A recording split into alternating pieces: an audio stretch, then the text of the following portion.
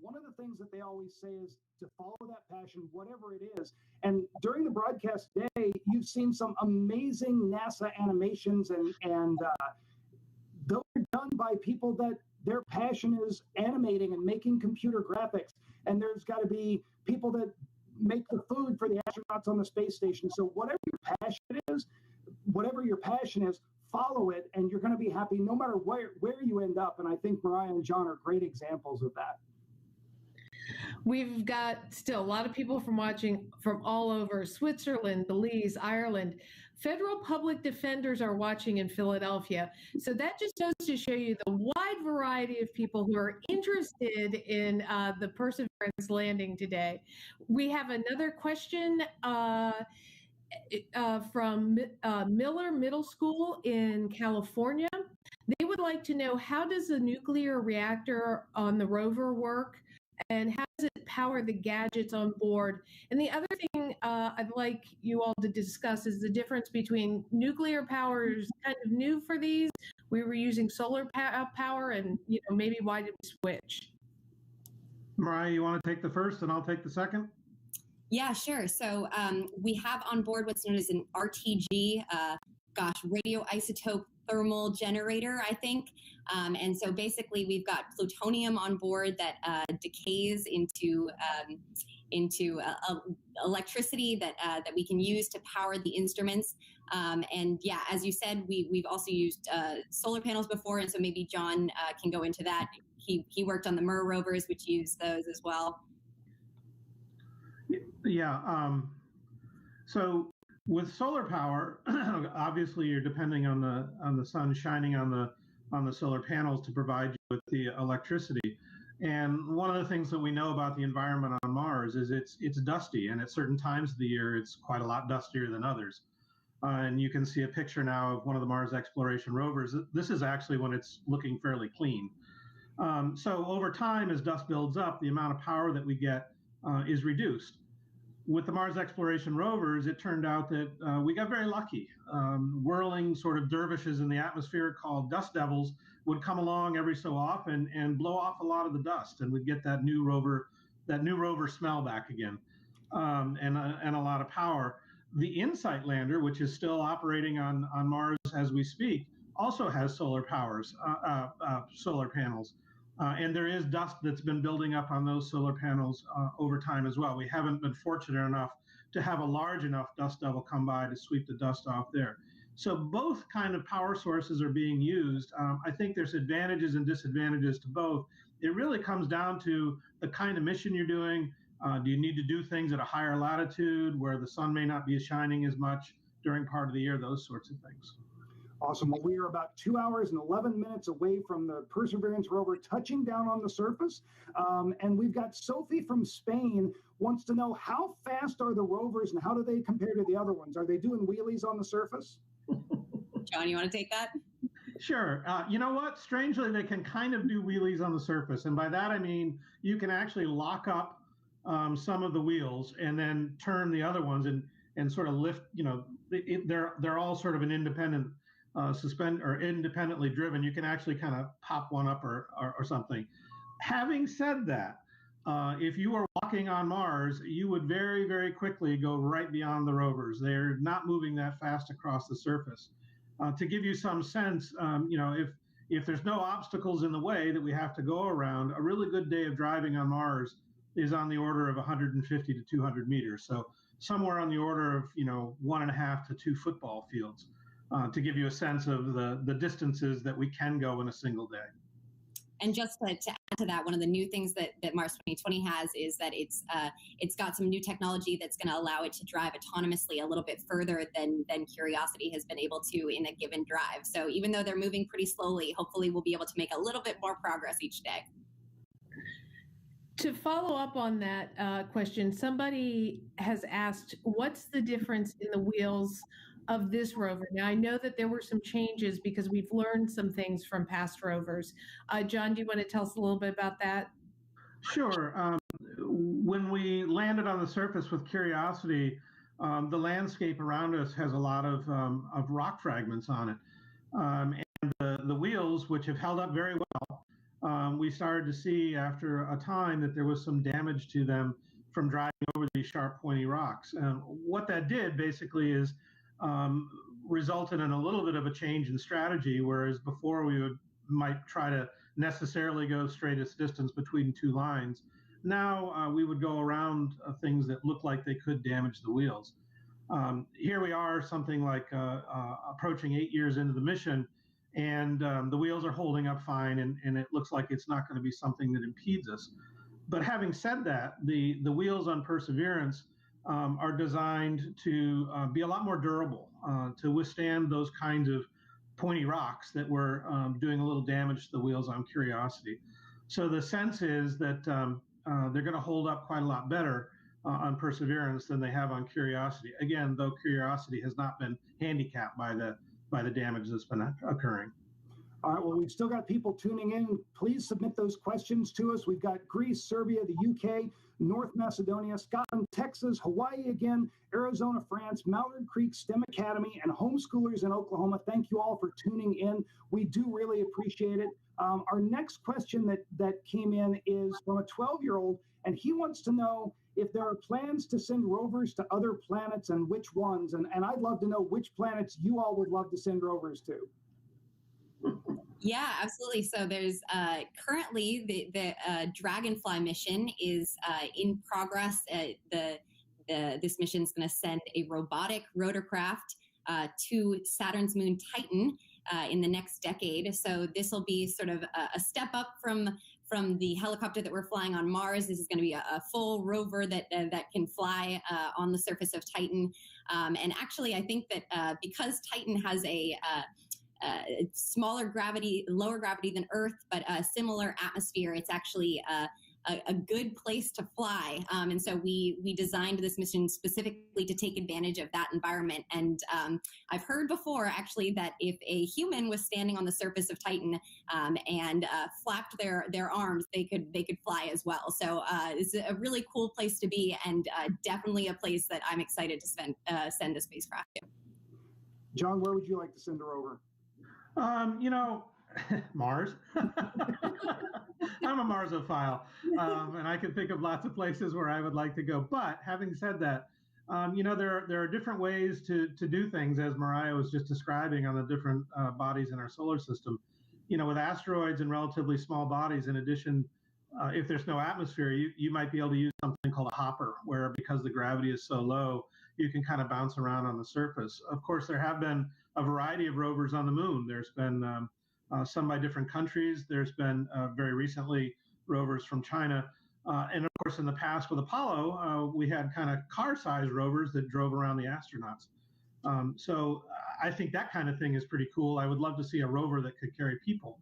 And hopefully that's coming in the not too distant future on Mars. So I can think of lots of different places, but I keep kind of circling back to Mars. I'm a little biased. We still have a lot of people watching. Keep those questions coming. We have Gladys Young Elementary in Bethel, Alaska. People from Idaho, Vermont, Woodbury Central High in Iowa, Pakistan, my hometown, Memphis, Tennessee, Creekside Academy in North Carolina. We've got some scouts watching in Oxfordshire, UK, doing a project on the landing. Connecticut, Mr. Christian's history class in Jack London High School, Guam and Nepal. And we have had an email in from a woman in Kentucky, and her children would like to know, how do you name the rovers? John, do you just pick them out of the hat as a group of scientists, or is there a process there? No, there's a process there, and I think probably some of the people that are online listening right now know about that process. The rovers have been named by students providing essays that suggest a name and why they think that name is appropriate. And a young man in Virginia is responsible for the name Perseverance that was given. And if you want to learn more about the naming of the rover and Alex Mather, who was the kid that submitted that name, our friend Jaden Jefferson did an interview with him. You can head over to STEM in 30 social media or the Air and Space YouTube channel and check that interview out. And they go into how he chose that name and why it's so appropriate. We've got a question from Ron in Menlo Park, California. He wants to know, I heard something about ground penetrating radar, RIMFAX on Perseverance. What are they really hoping to find with that? Do you want me to take that?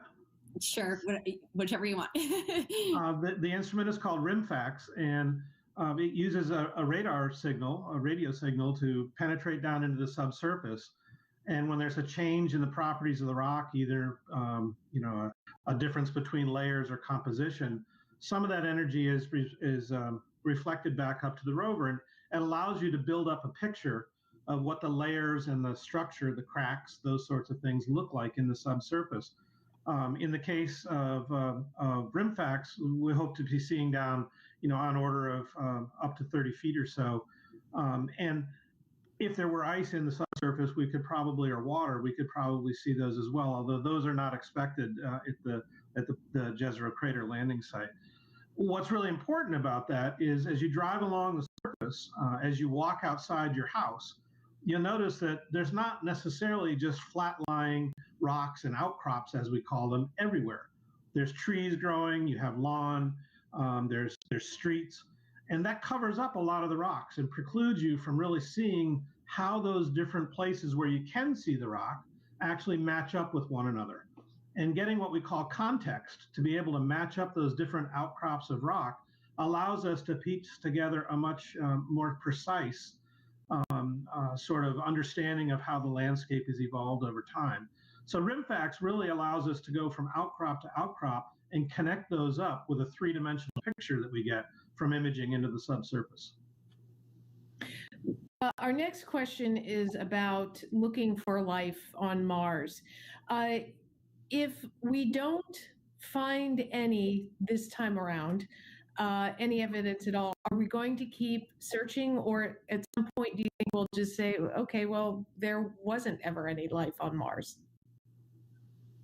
I think we will continue the search. Humans tend to enjoy exploring the solar system and figuring out our place in the universe. And to answer those kind of big questions about whether or not we are alone and whether Earth is really unique, we need to continue searching for signs of life.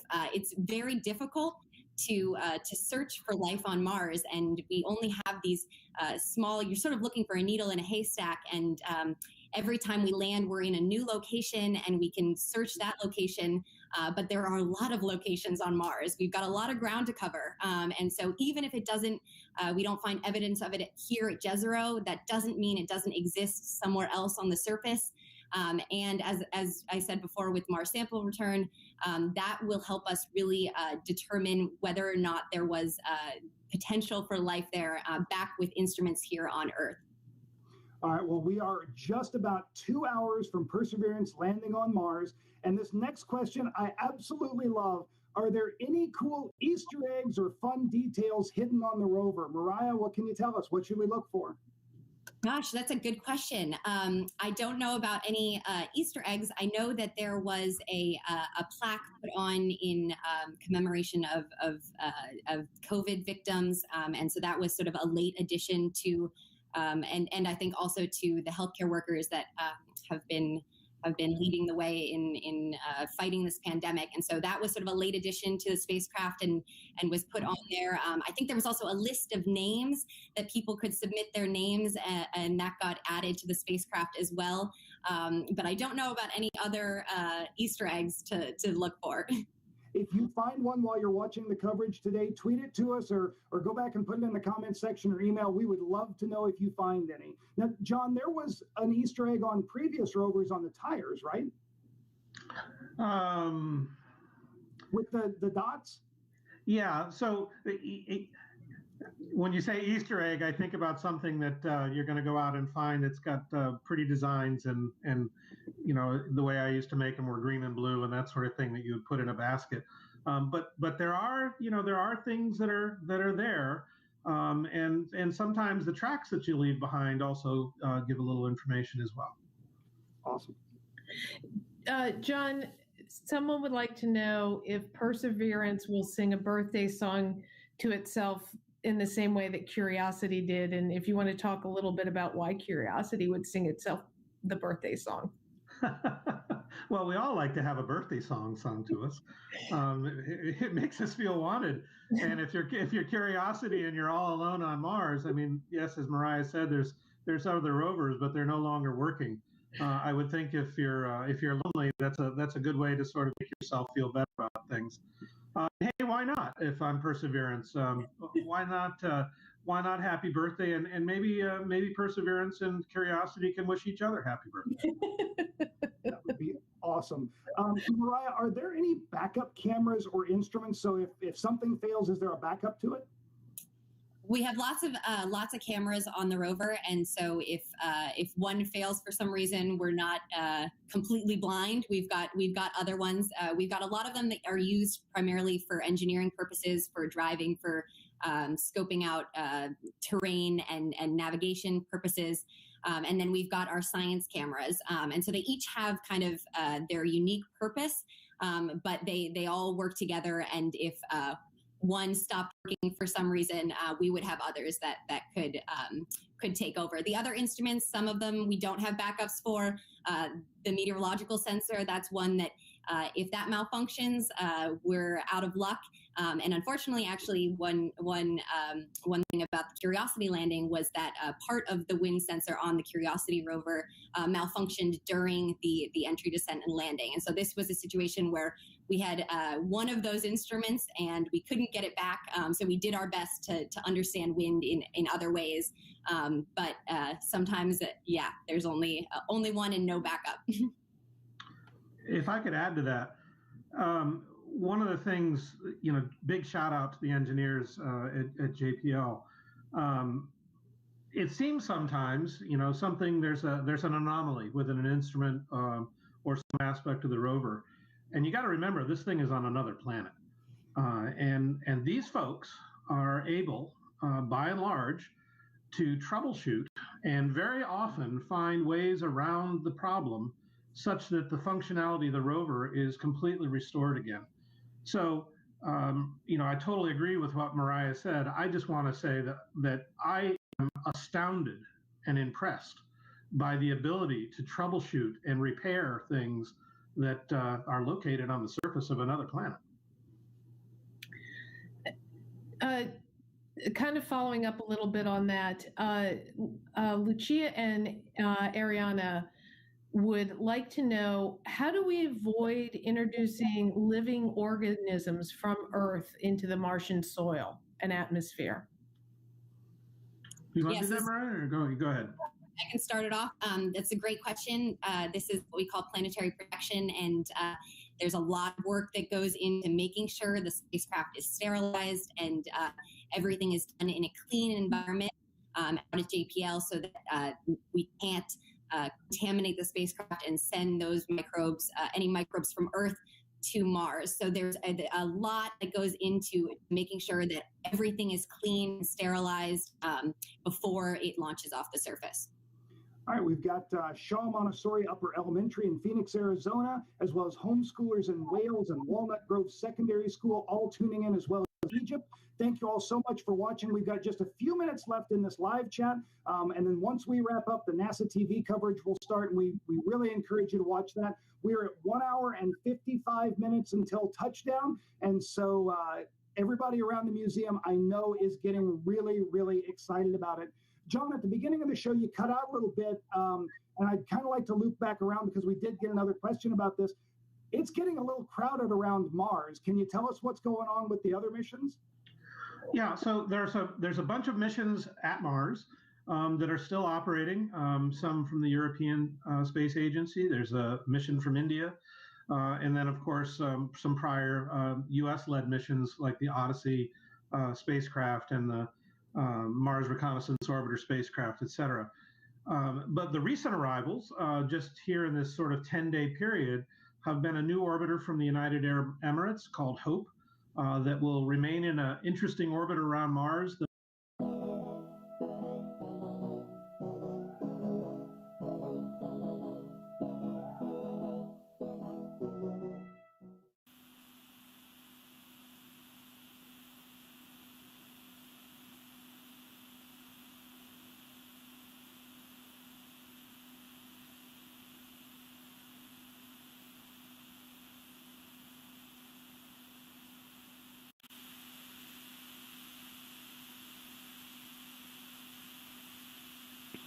Voice check. Voice check. I read you 5 by 5. How do you read me? Very well. 5 by 5. Doherty, can you come back with a call sign?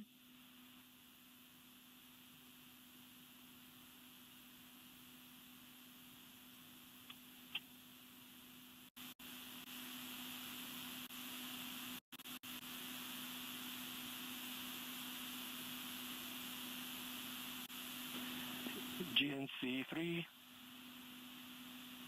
Voice check. Yes. Copy. Thanks, GNC 3. I just wanted to remember what it was. I read you 5 by. Flight GNC. Go GNC. At this time, I'd like permission to change call sign to commentary. You will be known as commentary from here forward. Copy. Thank you, Flight. EL phase on the M20 ops. Voice check. Got you 5 by 5 phased. Thank you.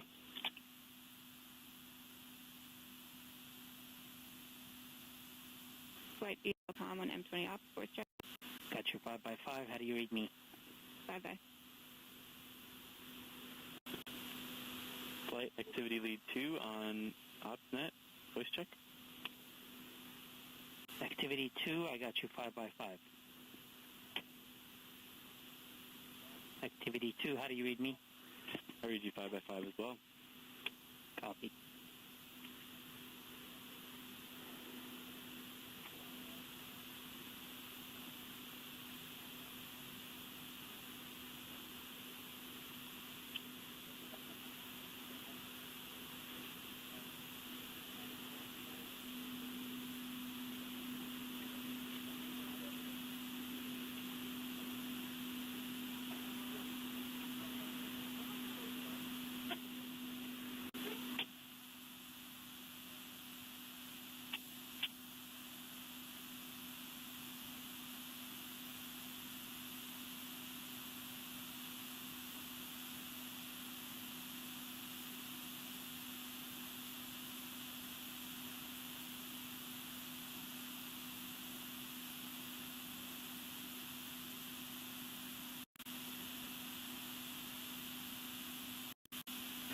Looks as nerdy as they'd expect us to.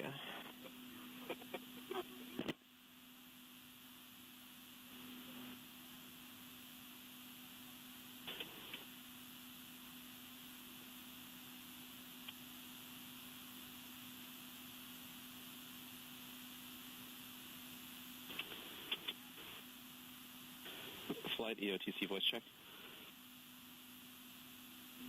Team Chief, I got you 5 by 5. How do you read me? I read you the same. Thank you. All stations, we are step 190 in the procedure. We will perform our EDL health status poll.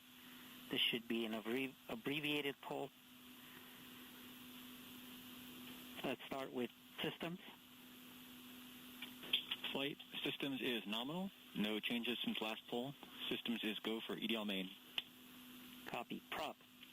Prop is healthy in expected state. Prop is go for EDL main. Thermal. Thermal is healthy and go for EDL main. Power. Power is healthy at 32.6 volts. Batteries are fully charged. We're good. Go for EDL main. ACS. No. ACS, your VOC is breaking up. Try it again. ACS is nominal. No change since last report.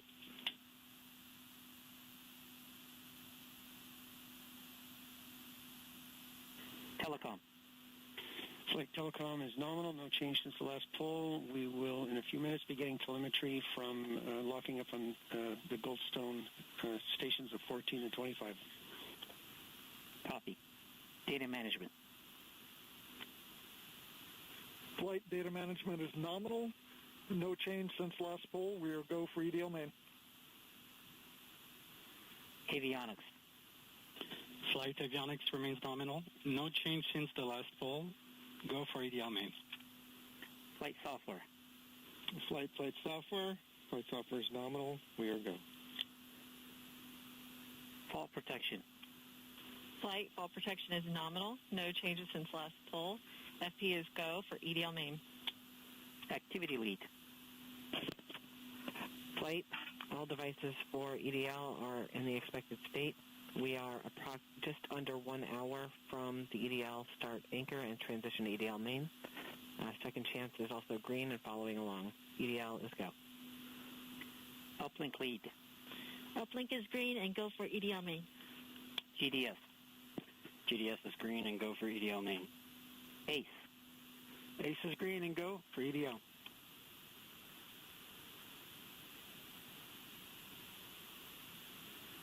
Mission, all subsystems are go for EDL main.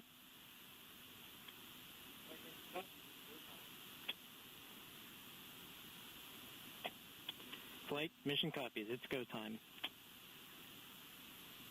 Copy that.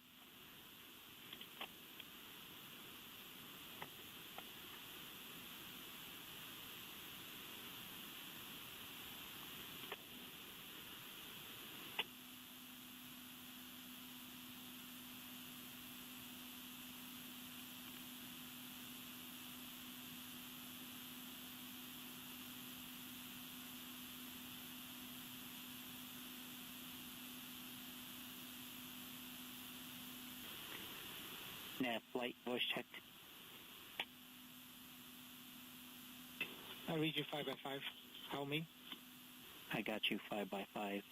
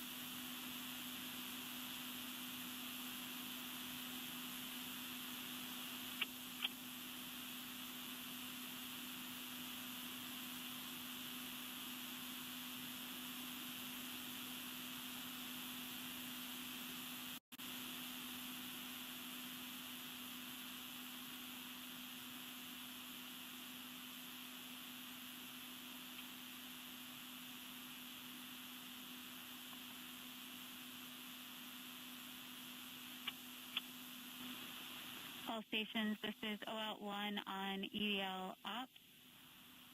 We are less than 2 minutes from our EDL voice check. A reminder, this will be by last name for brevity because that's how I have it in the list. I'll ask you for a voice check, and then I will ask you for telemetry status. If it's green, you can just respond with green. If you have any open issues, please provide a summary of that and what the plan is to work it, or if you need support.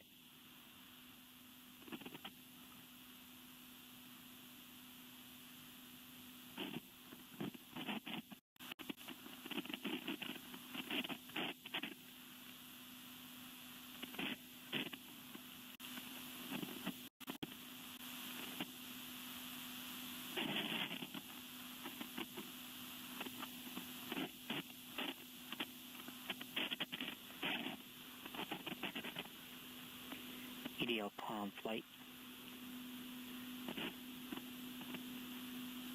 Go flight.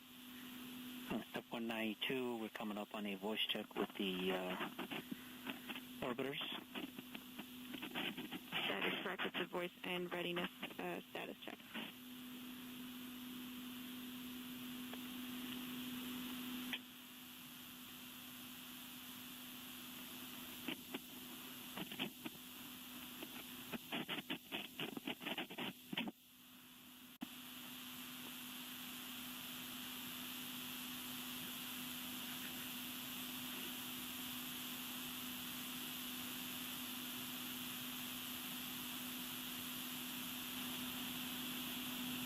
stations OL1 on M20 EDL ops. We're going to start our EDL voice check.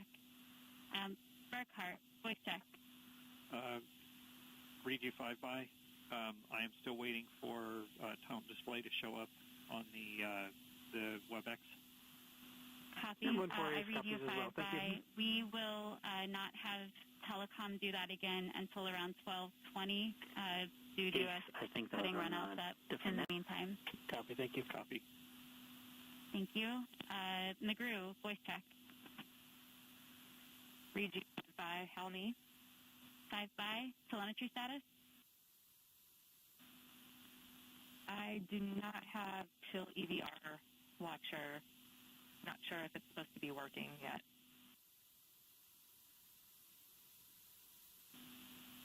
Copy, McGrew. Does anyone else that uses Chill EVR Watcher have data and can confirm whether or not that should be showing anything yet? Hey, Telecom. Go Telecom. Okay, we'll We've got circle all back 4 to that. stations Thanks, in Lynn. lock at the moment. Bergerolis, voice check. Copy. I read you 5-by-5. How do you read me? 4-by-5. Telemetry status. I'm good to go. Copy, thank you. Nelson, voice check. OL1, I read you 5-by-5. How do you read me? 5-by-5. Telemetry status. All nominal. Great. O'Farrell, voice check. O'Farrell, read you 5-by. Helmy. 5-by-4. Telemetry status. Telemetry screen. Copy. Data, voice check. Data, read you 5-by. How me? 5-by-5. Telemetry check. Telemetry screen. Copy. Villar, voice check. I read you 5-by. How read? 5-by. Telemetry status. Telemetry is green. Copy. DeHer, do I have you on M20 EDL ops? That's affirmative. Oh, well, you got me. How do you read me? 5-by-5. How me? 5-by-5. Telemetry status.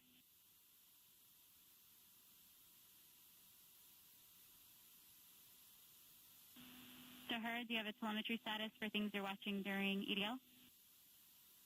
All watchers are currently running. Copy. Sericchio, voice check. I read you 5-by, and my telemetry status is green. I do have Chill EVR Watcher, and I see the nav filter syncing EVRs. Copy. Thank you. McGrew, we will hail. GDS, are you reading on M20 EDL ops? I am. I read you 5-by. Copy. Can you help the entry guidance station down at this end with Chill Watcher when you get a chance? Chill EVR Watcher. Yes. Thank you. Johnson, voice check. I read you 5-by. Great. And telemetry status? Telemetry is green. I read you 5-by as well. Great. Casoliva, voice check. I didn't hear anything on the net. Casoliva, reading you 5-by. Great. I have you 5-by as well. Telemetry status? Telemetry is green. Copy. Zoomwalk, voice check. I read you 5-by. I read you 4-by-5. Telemetry status? Green. Copy. Try and come in a little bit louder if you can in the future. Otero, voice check. I did not hear that on the net.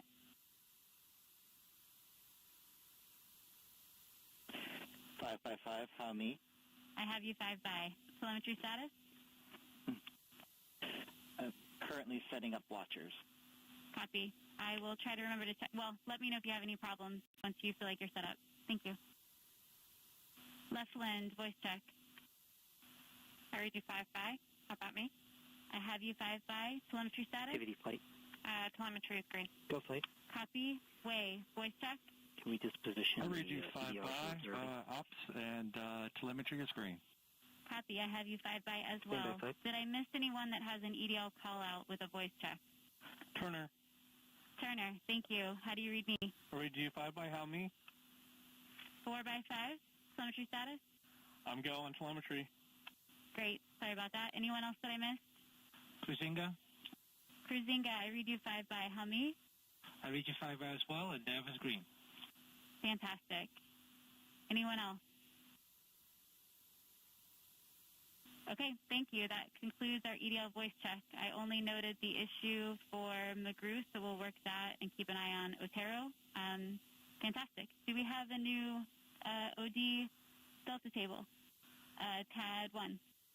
This is TAD 1. We do have a update for OD 132. The difference from ETU 3 is now 196.9 meters, so it's dropped back to where it was around OD 130. Do you mind putting that table up on WebEx? Will do. Copy.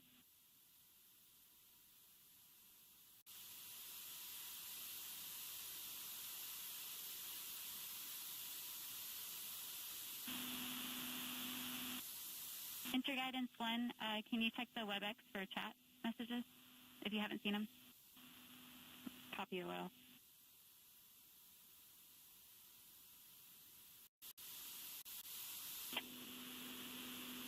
Flight software flight.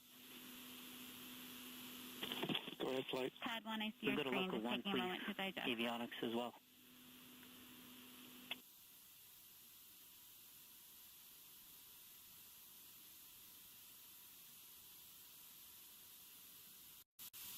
OL1, I pulled up the B plane as well. Copy, thank you.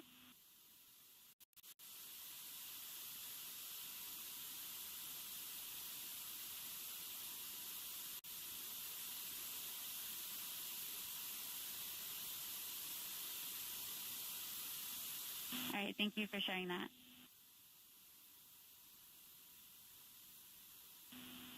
Telecom, this is OL1 on M20 EDL Ops. Do you read me on EDL Ops?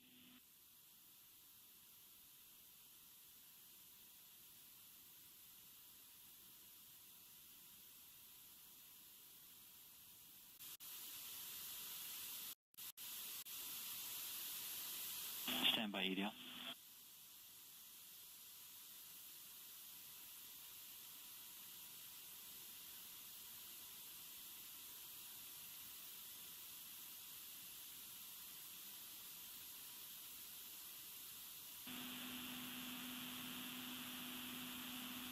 I retract my comment for telecom. I can reach them other ways. Thanks.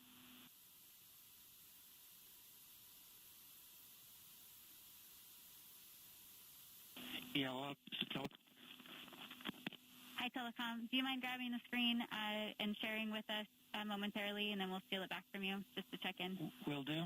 I'll show you what I've got on my laptop here, which is the tones. Stand by. Thank you. Sorry, I had to mute you for a little bit there because there was just too much crosstalk going on. Fully understand. Okay, do you see the EDA displays? I do. Thank you. And what you're seeing on the big screens for the moment is just the OLR displays. Well, one side is an OLR spectrum, and the other side is the EDA spectrum. And eventually, when we get to the real thing here, I'll throw the tones up there. Now the tones are just boring blank, as you can see. Copy. Thanks for the summary, telecom.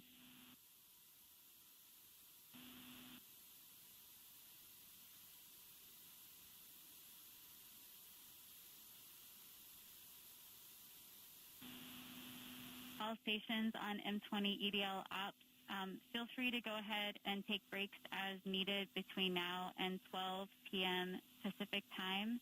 At that point, if you could stick around a little closer and only go off net as necessary, but still take breaks at that point. So noon, feel free to go off net and take a little bit longer break. Afternoon, we'll keep them short and sweet as we march toward our 12:23 time to be in our seats. Flight EDLCom. OL1, do you want us to Go check ahead, in EDLCom. if we go off net? We have completed our voice check and readiness poll with one, MRO, Maven Electra, Copy. EDA, Radio Science 1, Radio Science 2, DSN, and GDS. We are waiting on a status from the Maven spacecraft, but otherwise we're good. 2 off net for 2. Copy EDLCom, and I believe we have a later step where we will do this again. Sounds good. I'll be ready. Oh, well, this is TAP 3. I have OD 131 ready for display. Distance from target 395 meters. Project, I got you 5 by 5. Great. Go ahead and share when you're ready. Copy, I got you 5 by 5 also.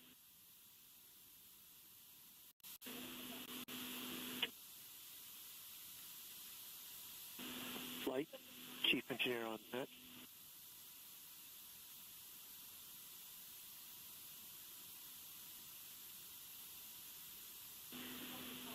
Chief Engineer, I got you 5x5. How do you read me? I got you 5x.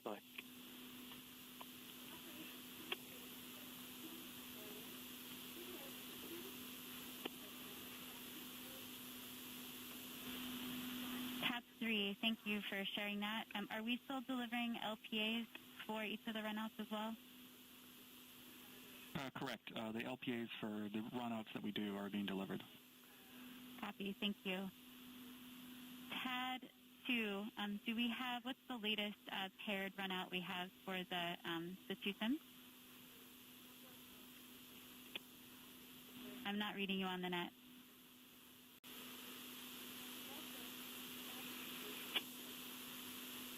I don't copy.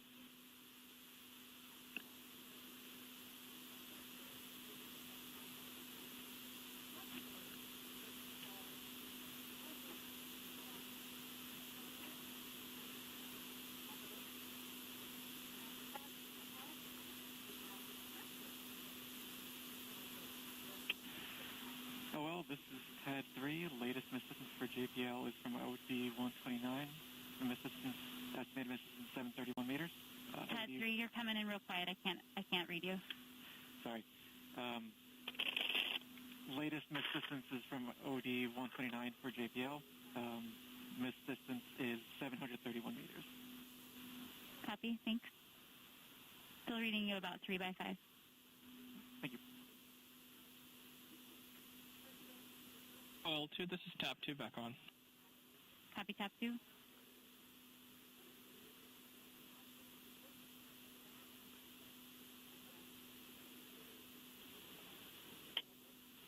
All right, all stations, please check your Volca handsets and make sure that you are not triggered for talk. I fixed all my telemetry and EDR, chill EDR watchers, so I'm good here.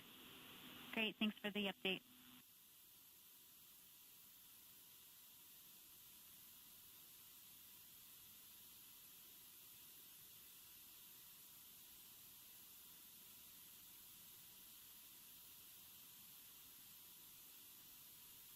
OL, tab 2, com check. I read you 5x. Apologies for that. We had a setup configuration problem. I was just trying to inform you that TAD 3 has taken over the LPA runout plots. Copy. Thank you. TAD 2. TAD 3, is there a latest plot you'd like to share? Well, this is TAD 3. If you give me a few minutes, I can show you 130. Copy. You're still coming in around 2x5, by the way. Eat the mic.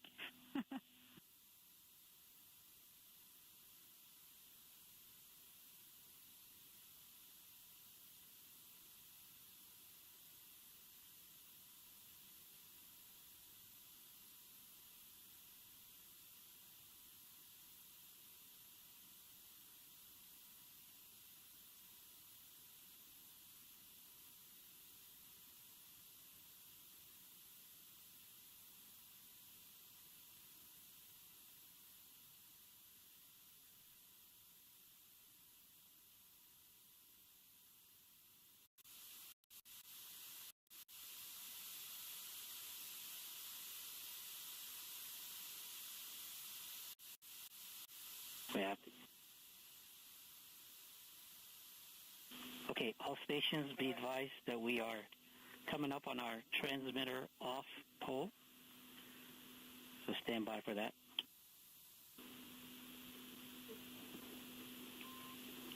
Phase 2 off net battery change.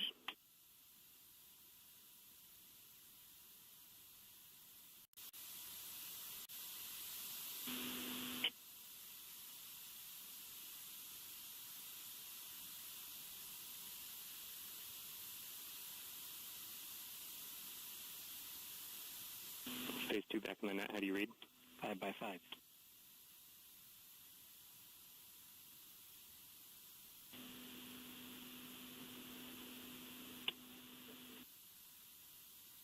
OL1, EDL strategic.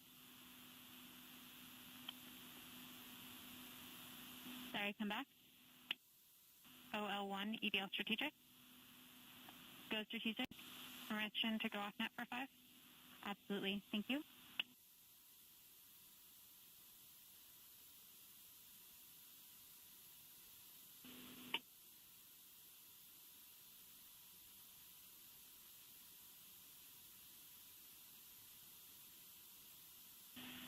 OL1, this is TAD 3. I have a combined plot for OD 130 from JPL and 131 from Langley. Feel free to share it when you're ready. Copy.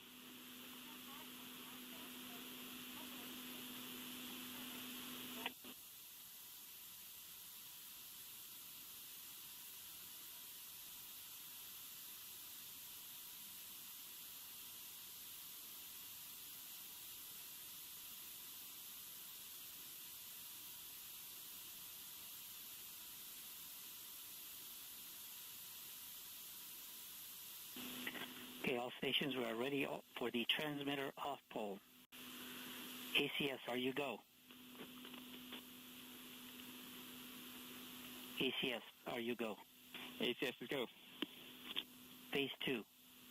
Phase 2 is go. Activity. Activity is go. Uplink lead. Go.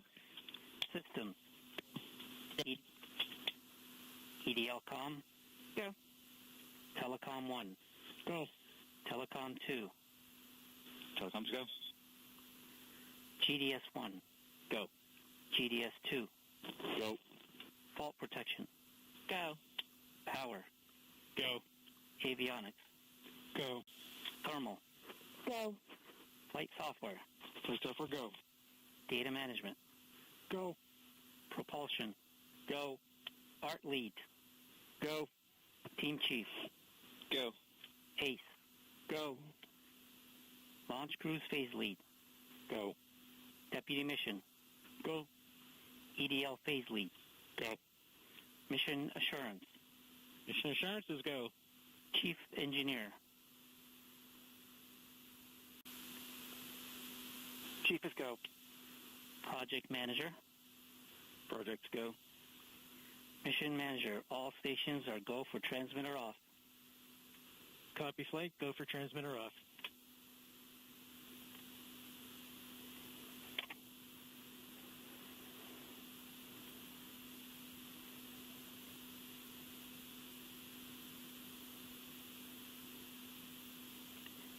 ACE flight. Flight Ace, go ahead. Please perform the transmitter off at 1935 UTC. Ace properly OL1, TAD 1 back on net. All stations note that this action will force the SDST into one-way coherent mode. Loss of telemetry for less than 90 seconds is expected. OL, this is TAD 3. Permission to stop sharing. TAD 3, you're going to have to speak up. Sorry. OL, this is TAD 3. Permission to stop sharing. Oh, yes. Sorry. So, yes, you can stop sharing. Thank you for putting that up.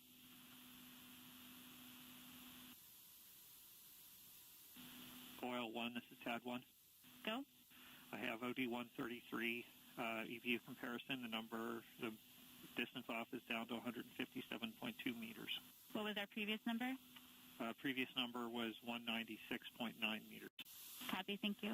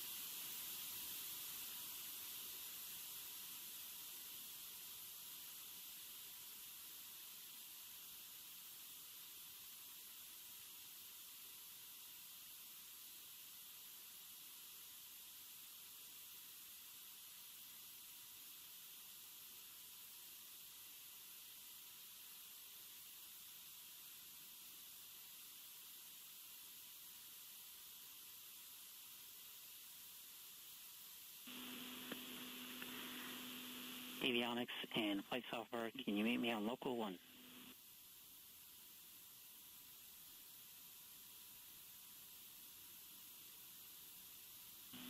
OL2, OL1. Go OL1. Can I give you the con for 10 minutes? Copy that. Taking over for OL1. Thank you.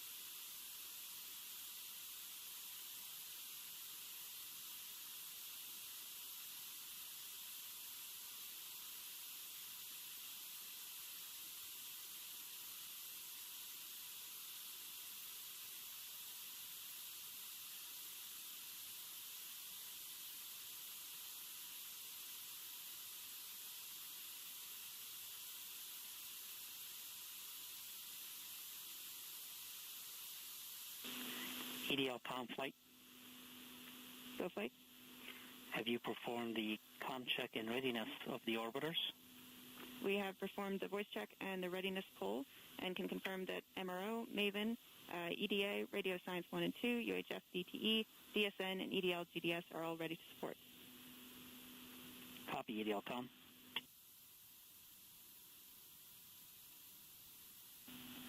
OL1, OL3.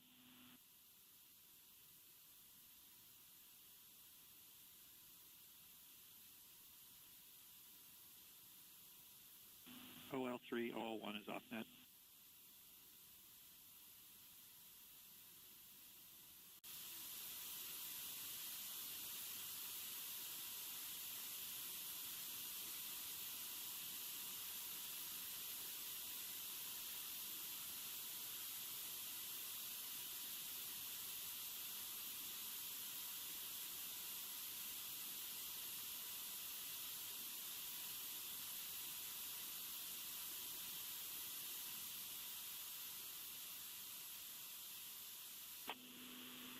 Ace flight. Flight Ace. Just confirming we are 2 minutes away from transmitter off. Roger that.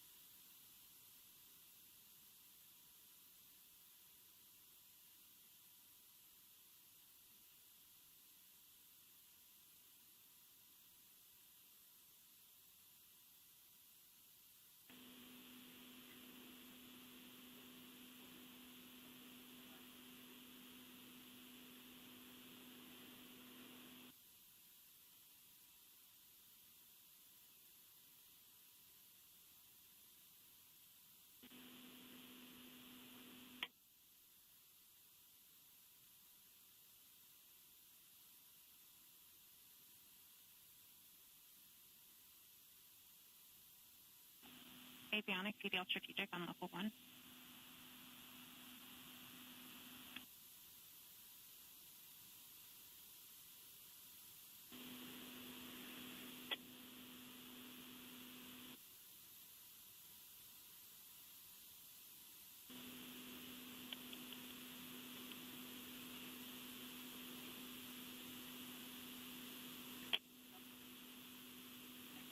Flight Ace. Go Ace. Okay, Station 63, turn transmitter drive off, 193502. Copy East 193502. Activity flight. Go flight. We are coming up on our check for the EDL hook sequence, EDL 1503. That's affirmative.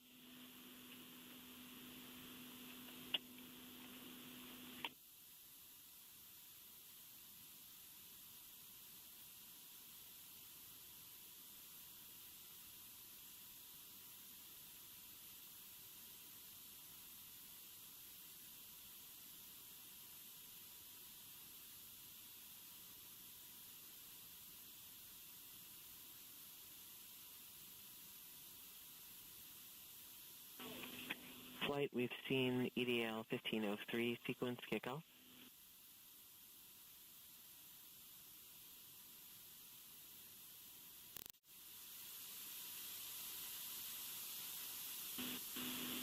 Copy activity. Flight, we've seen EDL 1503 sequence complete. All EVRs, as we'd expect, disabling the 4 SFP monitors and setting states to healthy.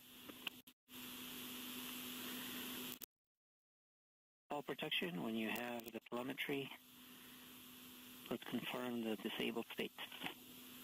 Copy flight. Stand by.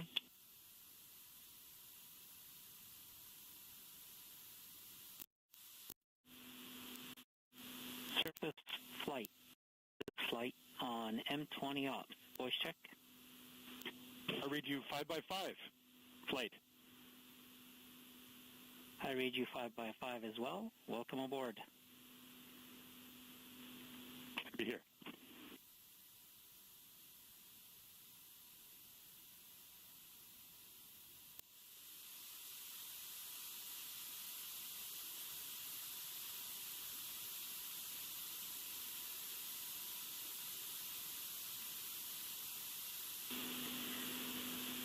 Nav flight.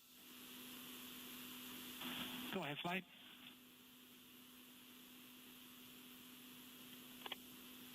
Go ahead, flight.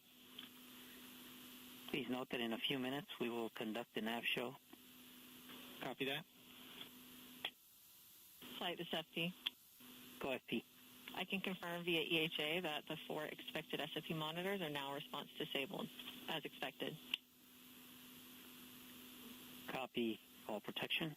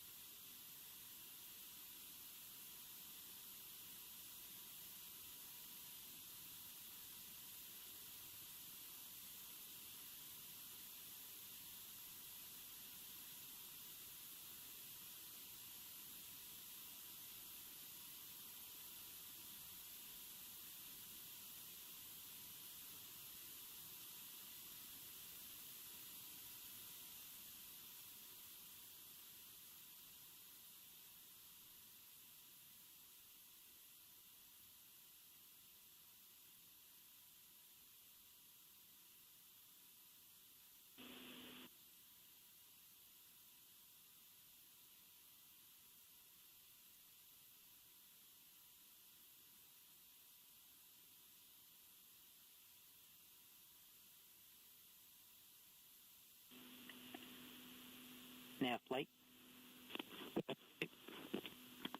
Let's go ahead and begin your briefing. Copy that. All right, so I hope everybody that's updated right now. Break, Nav. Your headset's breaking up. Perhaps you want to get closer to your box. How about now, flight? Much better. Try it again. Okay, I hope everybody can look at the Doppler screen. So I'm talking to that for a little bit. So the first one shows on the top the Doppler residuals right now, and you see the dashed line. That's where we expect if we had a perfect trajectory. And at this point, we're still pretty close. You can also see we're drawing our uncertainty corridor. As we get closer to Mars into the gravity well, it's less Mars is starting to tell us where we really are. And you can see that in the lower right corner. where you can see actually nicely how Mars is really telling where it is, and the uncertainty ellipses have been nicely collapsing. We're actually pretty close to EPU3 we put on board, so that looks good. So then to continue, what to expect as we go into EDL, you see at first we're actually still in outer space, and then actually at one point, this will be the top plot on your screen, you'll see that we rapidly decelerate in the atmosphere and then actually go to parachute deploy at the hopefully at the end, and then we go further. We'll just zoom in on that a little bit. So this just shows you more zoom in of that, and we'll do that actually during the EDL, so you can get a good look at all. And you can see all the events that are going to put dashed lines because they're not quite certain at what time they exactly. But it should be close. So we'll also have a bottom plot, which will show actually where we actually try to signature that you saw. And if you zoom in on the latter part, you can see that we hopefully be able to see bank reversals to perform EDL. And I will make those calls if I see them in the Doppler on the M20 EDL ops. So everything is looking good at this point, and nav is green. So back to you. Copy, Nav. Thanks for that.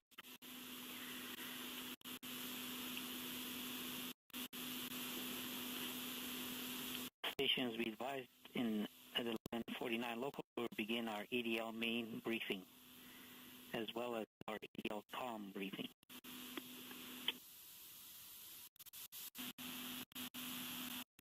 OL2, OL1, back on net. Copy that, OL1. Thank you. OL1, OL3. OL3. Letting you know that the telemetry is green. Copy. Thanks for the update on your status.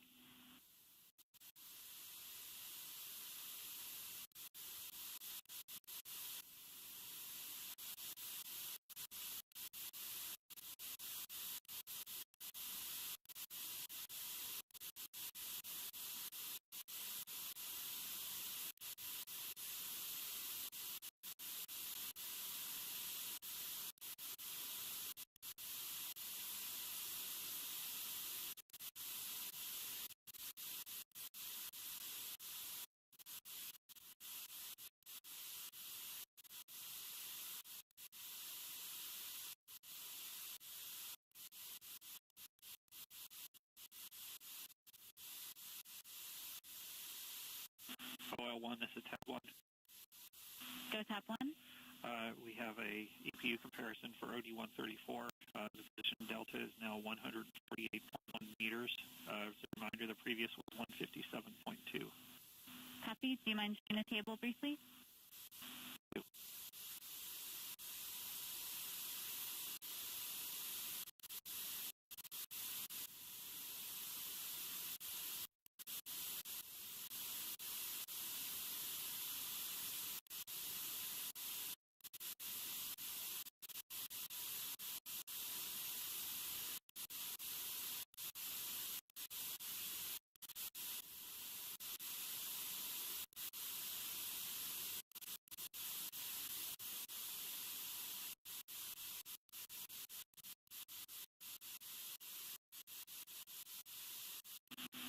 Copy. Thanks, Tab 1.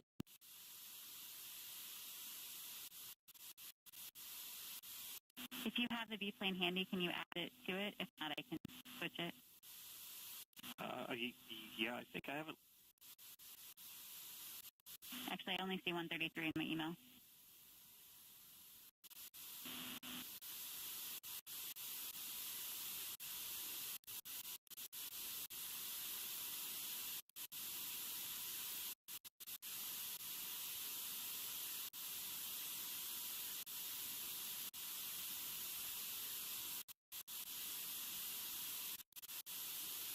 I'm showing the 134 B-plane too.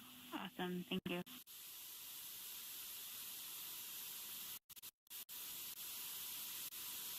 All right, we finally see a little bit of the twist we've been looking for here in the end game.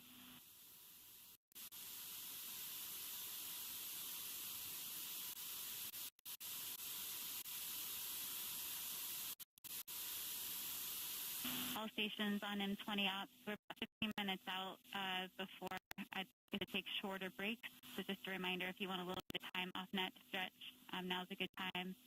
If you hadn't had any peanuts and want some, feel free to do that while you're out there as well.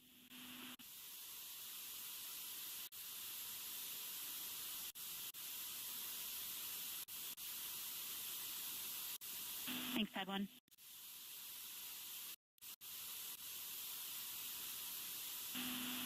Oh, well, this is Tad 3. Current JPL assistance for OD 131 is 759 meters. Tad 3, that was for 131? Affirmative.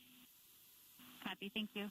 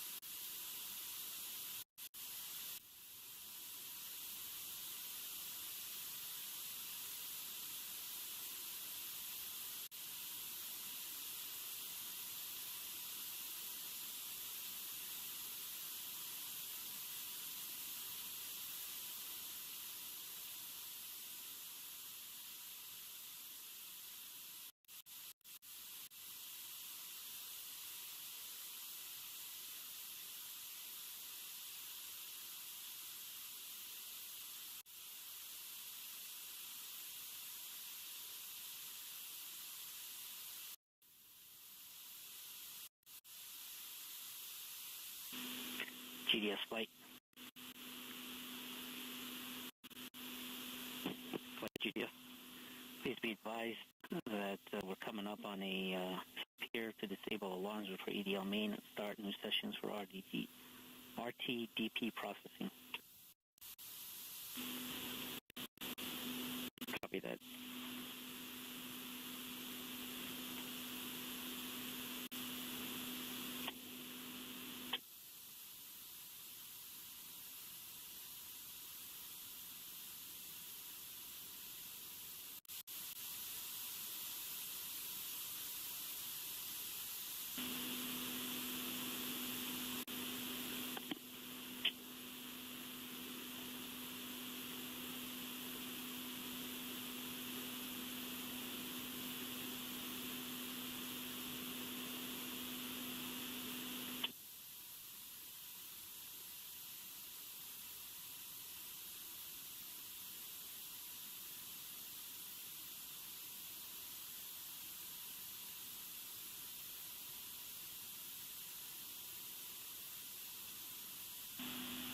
OL1, EDL activity 2, voice check. I read you 5-by. Read you 5-by as well. Just okay, so at this time, our EDL activity lead will conduct a briefing on EDL main activity. Go ahead. Thank you, Flight. At approximately 12:03 local time, we will make the transition to EDL main mode. That will be 45 minutes from the entry interface. Upon that transition, we will save surface nominal to NPM and also ARM second chance. We will disable all system fault protection. We will mark our EDL critical devices healthy, TDS, the DIMUs, DMCA, and VCE. We will set our vehicle configuration to cruise and our vehicle configuration history to surface. We'll disable any remaining CBM windows, which there should be none, and we'll mask the alarm clock wake-ups for both the cruise and descent stage PAMs. After that transition, we'll have an approximate 5-minute wait until the continuation of the EDL start anchor, which will start at approximately 12:08 local time. In the EDL start anchor, we will power off the LCAM heater. We'll disable the DSDST radio state 1 timeout.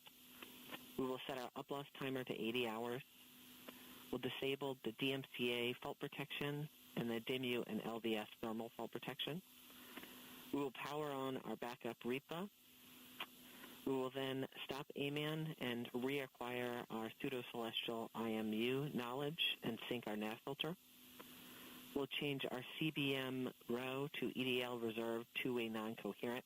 This row reinforces CBM windows disabled. Our packetization will be on. It will turn off ranging and switch to the auxiliary oscillator. We will then start our real-time data products, reinforce medley on, and reinforce our remaining heater device states for EDL. At this point, we will be 34.5 minutes from entry. We will have a long 16.5-minute wait until the next autonomous anchor, which will occur at 12:30 local time. That next anchor is the EDL prep anchor. During this anchor, in preparation for cruise stage separation, the EDL nav filter will take the best inertial attitude knowledge from ACS and continue to propagate it via the DIMU. It will then idle ACS and IVP since they're no longer needed for attitude determination. We'll start the DIMU raw data product. We will disable TDS thermal FP and power on UHF, although we will not yet be transmitting. At this point, we will be 17.5 minutes from entry. The next anchor will come quickly in 2 minutes at 12:34 local time. In the HRS vent anchor, in preparation for firing our pyros, we will set the BCB discharge FETs on and the BCB charge FETs off. We'll power on the pyro firing cards and arm the Rover pyro bus. We will power off the cruise stage devices and stop flight software communication to the PAMs, all in preparation for cruise stage separation. And then we will fire our pyros to vent the HRS liquid and gas. We will then be 13.5 minutes from entry. We'll be 2 minutes from the next anchor, which is cruise stage separation. In cruise stage separation, we will start the X-band EDL tones, and UHF will start transmitting. We will initiate the descent stage thermal batteries and open the power dead face relays between all stages. We will fire the PV1 and 2 to enable the descent stage prop system. We'll then perform our cruise stage sequence using our pyros. At that point, we would have transitioned to EDL commentary for the remaining until landing. Copy activity.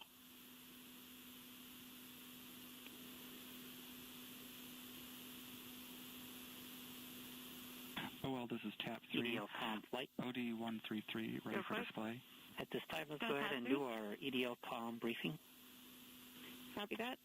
I would like to inform the team of our upcoming X-band telemetry loss just prior to cruise stage separation due to the transition to direct-to-earth tones. We can expect X-band tones only until we have telemetry lock with MRO, which will be about 1 minute prior to entry. This means we will be tones only for about 9 minutes before receiving telemetry via MRO. Just a question. An additional note for the flight team, there's no need to reconfigure telemetry viewers. Vent type telemetry and MRO should populate where there is X-band telemetry. Based on what's being delivered. Additionally, for anyone who's monitoring a different subsystem, a reminder that EDL will hog the bandwidth of our 8 kilobit per second stream. We also expect loss of comm at periods of antenna switching, explicitly backshell separation and rover separation, and during a possible plasma blackout. Finally, we expect to lose direct Earth NFSK tones about a minute prior to landing around backshell separation due to terrain. Now, though it is unlikely we could also lose direct to Earth prior to this Earth set, if we experience a tweeter overcurrent event, or we could lose UHF at mobility deploy this is TAP 3. if we Can you repeat your experience a question? pyro event that affects the Electra. Nominally, we expect to have UHF coverage through 7 minutes after I just touchdown, wanted to 5 make to 7 sure I minutes, understood why dependent, of course, we're not doing, on I don't see variation in our sequential touchdown numbers time. anymore, but we're doing every other one in the runout. Copy EDL Correct. comm. We're receiving ESF for every other OD solution, so we're running all the ESFs we're getting. Perfect. Thank you.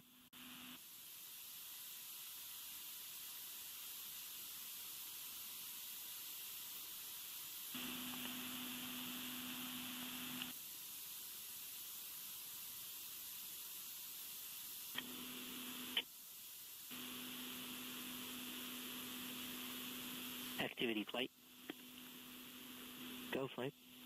We have EVRs indicating our telecom reconfig per expectation. You got them. That's affirmative flight. Cap 3, leave that up for another minute or two, please. Okay. And our last window has terminated as expected.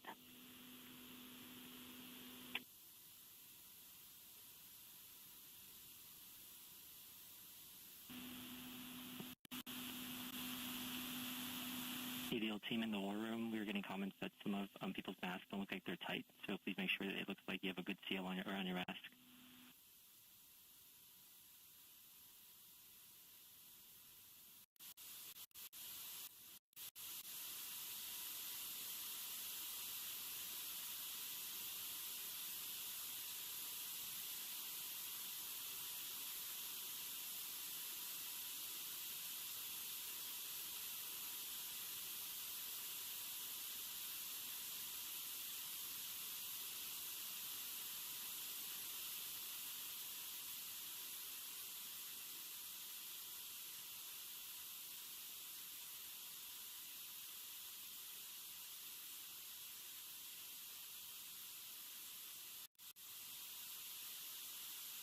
Thanks, Cap 3. Flight.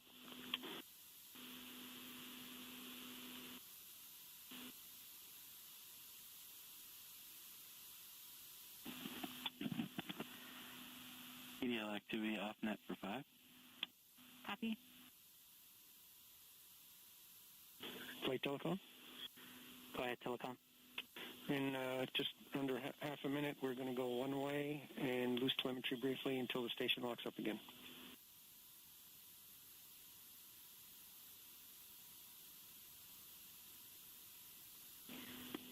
Copy, telecom. That is per expectation with our transmitter off.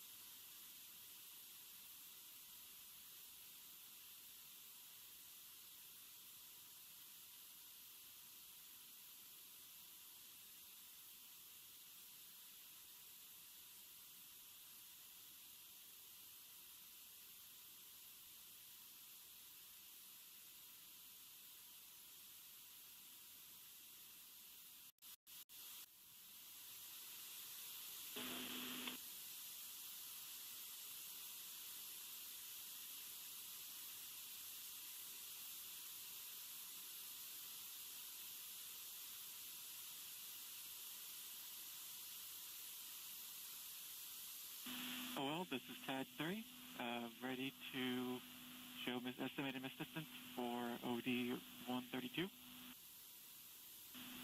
TAD 3, I'm having a hard time hearing you. Sorry. OL3, sorry. OL, this is TAD 3, ready to show estimated missed distance for OD 132. Copy, EDL phase. Okay, go ahead.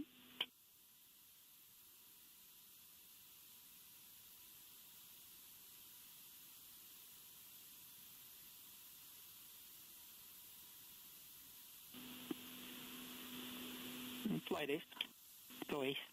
Our tracking stations have all confirmed the results of the transmitter drive off and in lock one way. Copy Ace. EDL strategic back on that. GDS flight. Flight GDS. At this time, I'd like to disable the alarms before EDL main. So please disable all the alarm files and start new downlink session. Copy that. EGP. Copy AL2. Copy strategic. Thanks.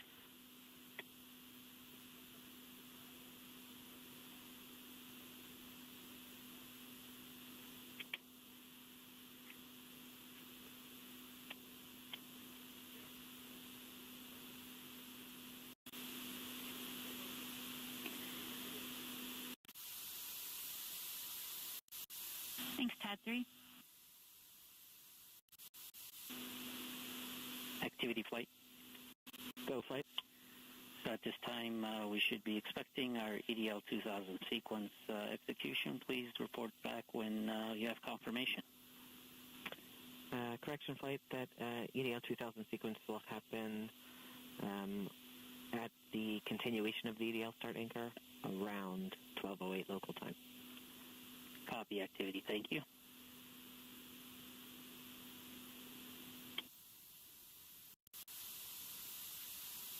OL1, EDL GNC, voice check after battery swap. I read you 5 by.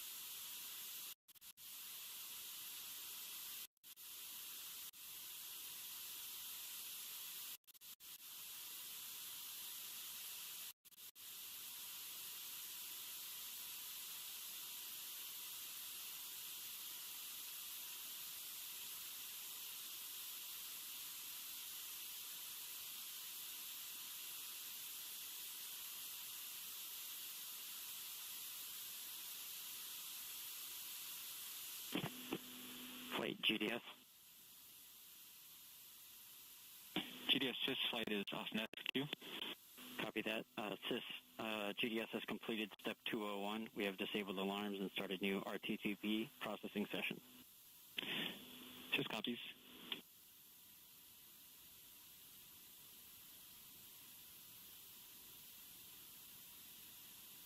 OL Langley, off net for 2.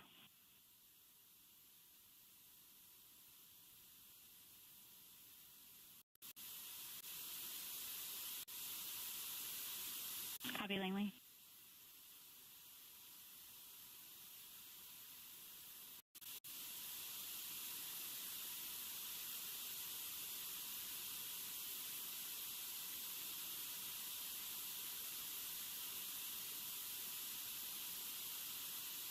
OL1, this is TAD 1.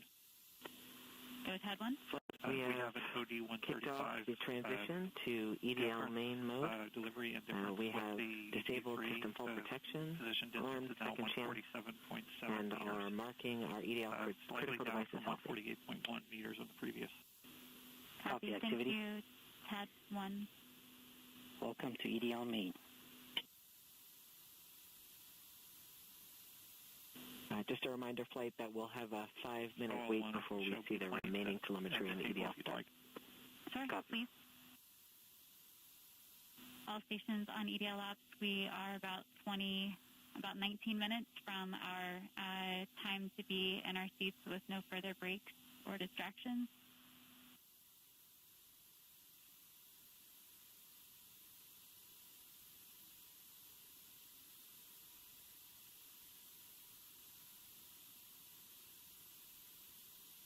OL Langley, Flight, back on net. just so you know, those warnings that we saw on the transition are expected.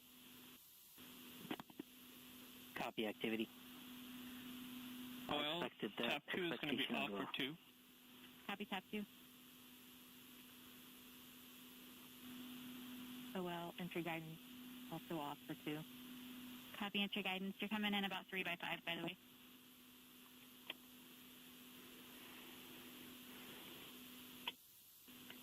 Activity and phase.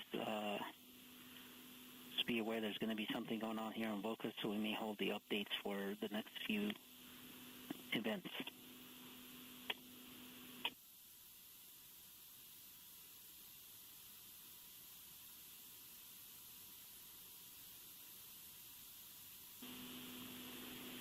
At take that back. It looks like that might have gotten pushed a little bit, so we do have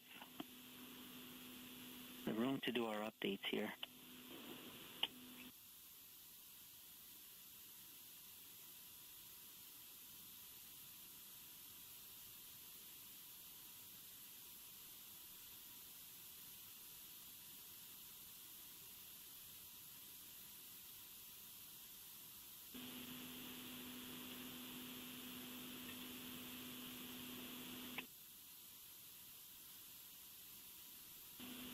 Phase 2, this is flight. Go flight. So can you give the team a briefing on what happens at EDL main with the configuration of the system? Yeah, so activity gave you a great rundown of all of the things that happen at this critical transition. But just to give everyone a little more of an idea of what this means for the spacecraft, we have just undergone a transition from EDL approach mode, which we entered about 6 days ago, to the EDL main spacecraft mode. And this is really a fundamental shift in how we've operated the vehicle since it departed Earth. Previously, the spacecraft was programmed to maintain thermal control, communication with the ground, and stable power margins, even if that meant interrupting programmed activities and dropping into a safe state.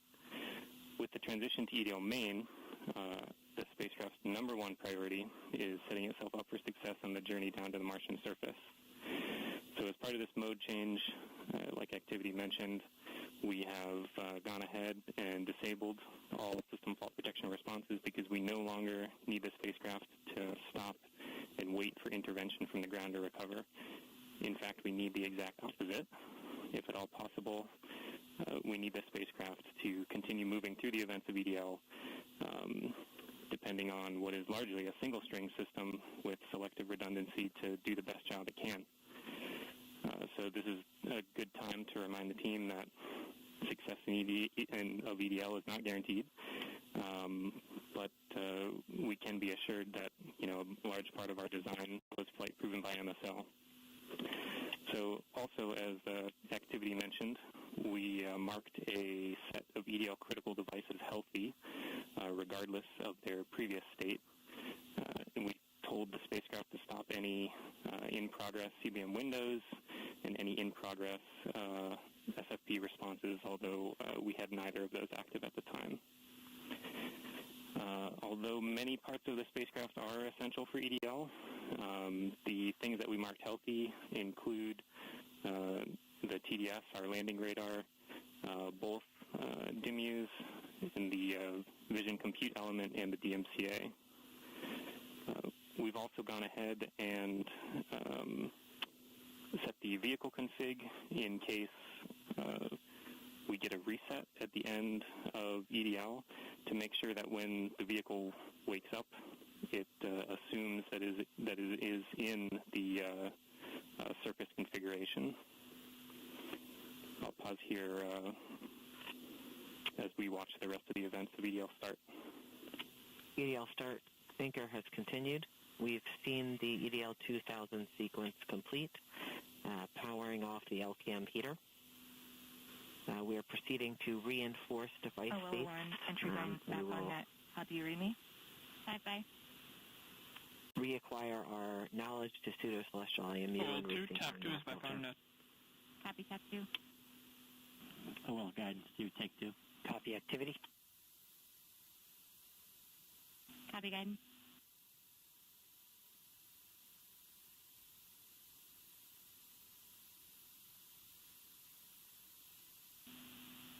OL2, OL1, can you take the con for 2 minutes? Copy that. Thank you.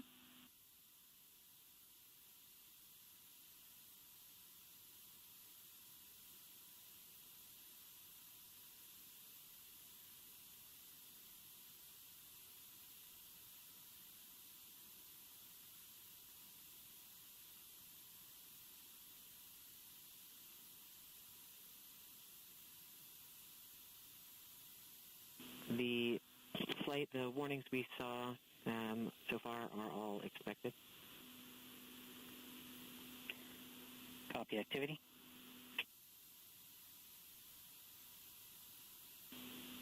Okay, phase 2, you want to continue the description you were giving? Yeah, sure, Flight. Right now we are doing two things. We're taking this opportunity to reinforce the state of the spacecraft. A lot of the actions that we're doing right now, the devices are already in this state. This is something that we do just to make sure that the spacecraft is in the state we want it after any type of fall protection responses may have been executing. Of course, we didn't have that situation today, but that's why some of these actions are here. Since we've started the EDL start anchor, we have gone ahead and turned on the backup repo. We've also turned off the LCAM heater, which was preheating the LCAM to the appropriate temperature for the beginning of EDL, so we can so it can coast down thermally and be at the right temperature when we use it later on, just before back shell step. We also have our RCS cat beds still on and heating up those thruster cat beds as we prepare to fire them for the first time during guided entry. We should have no change in our avionics state except for our UREANet that we saw at the beginning, and our flight software execution state should remain the same. But the backup computer running Second Chance will have armed itself and it is prepared to take over as we go through EDL if we should experience any type of reset from the prime computer. Back on net. Copy that. OL2 going off net for 2. Copy. As we speak, we are transitioning CBM states, and I think activity is going to give us a little more information on that in their update. Yeah, copy phase. The CBM change, as I mentioned previously, is to the EDL reserve two-way non-coherent route. Activity. Copy flight. EDL phase, go ahead. Pep talk, I guess, to the team. All right. I'm terrible at pep talks. I think my reputation precedes me there. And look, I know this hasn't been easy, right? I'm not even sure we've even been all in the same room at the same time. I mean, I'm staring at folks across the internet as well. Even now, right? Yeah. Voice check. Okay. I do want to just extend my heartfelt appreciation from the EDL team to the launch crews team. You've done everything we've asked for, right? I mean, you've battled anomalies, you've dealt with CEFIs, you've done everything. You delivered a healthy spacecraft to the place that we want to go. And she's right on target, right? We did the last maneuver literally 2 months ago, right? This is pretty incredible, in my opinion. And she's armed with the right information to help us land. Doing the parameter update last night, we're ready to roll. You've done everything right. And you've put up with us, too, right? You've put up with our eccentricities and the things we like to do in EDL land, so I very much appreciate that.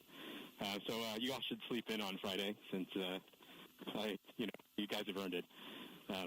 Thanks for literally and figuratively putting us in the right position to succeed, and let's land on Mars together. Copy EDL phase, and as flight director, I also would like to thank the whole team, cruise ops, EDL ops, EDL team, and the surface ops as well. It's been an amazing journey. I think we all know that, and it's been my honor and pleasure to work with you all side by side. And your tireless efforts and endurance in the face of our challenges has been truly, truly inspiring. So kudos to you. Mission, would you like to say something? Yeah, just echoing the same words that Al and Magdi have mentioned. You guys have overcome great obstacles in the last 6.5 months, and it started with an earthquake in this room on launch day at L-20 minutes. So I can't be more proud than all of the achievements that you guys have pulled off in the last 6.5 months. Whatever happens in the next hour and a half, you can be proud of the achievements that you've accomplished so far. I look forward to seeing you on the other side. And I only wish that the rest of our team could be sharing this moment with us. This is a very unusual event. This room is only half as full as it would be if we weren't in this pandemic. So missing everybody on the team who's not with us here today. And go EDL. Welcome to the EDL family.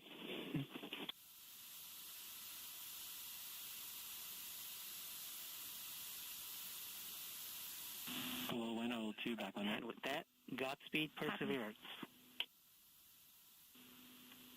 All right, activity. Go ahead and continue the report. Sure thing, Flight. We've since completed the EDL Start Anchor. As I was mentioning, we changed our CBM row to EDL Reserve two-way non-coherent. That row reinforces our CBM windows disabled, keeps our packetization on, it turns off our ranging and switches to the auxiliary oscillator. We have also started our real-time data product and reinforced Medley on. At this time, our next anchor will be at 12:30 local time.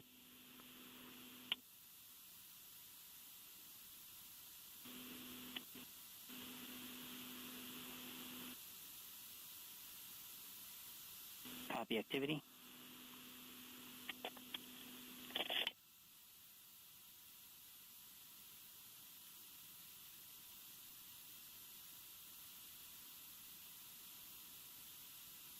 OL1, this is TAD1.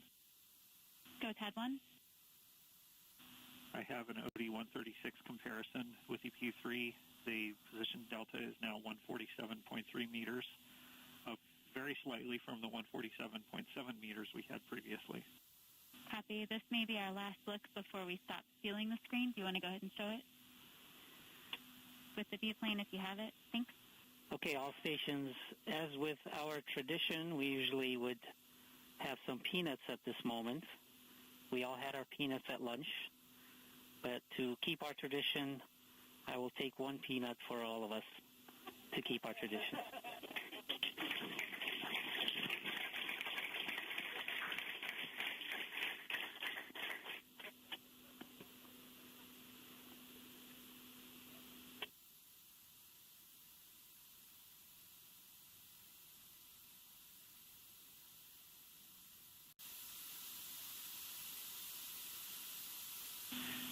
Oh, well, this is TAD3.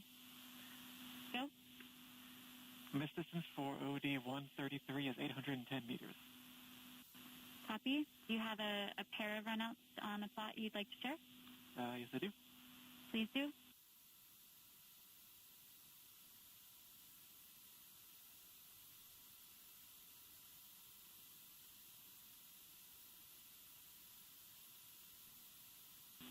Thank you, TAD3.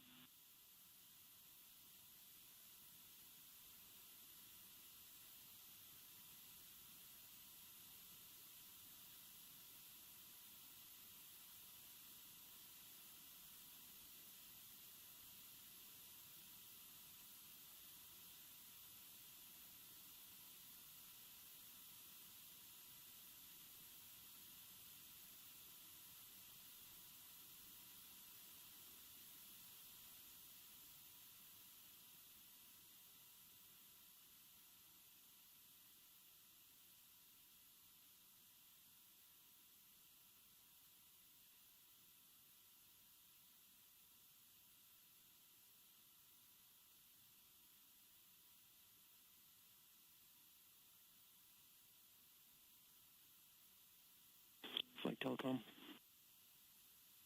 Go ahead, Telecom.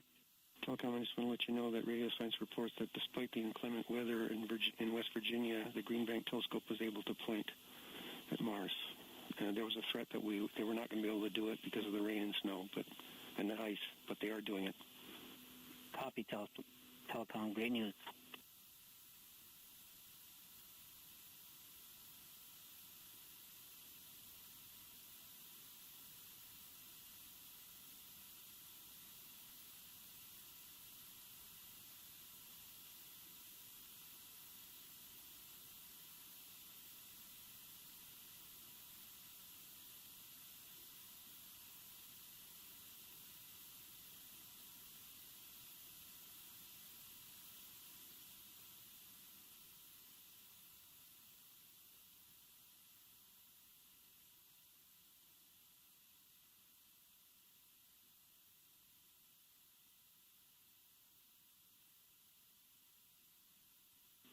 System flight. Go flight. Were you able to find the visualization so we can display it? Affirmative. I will try again. My computer was having trouble with the visualization and WebEx, but I will restart WebEx and try again. Copy.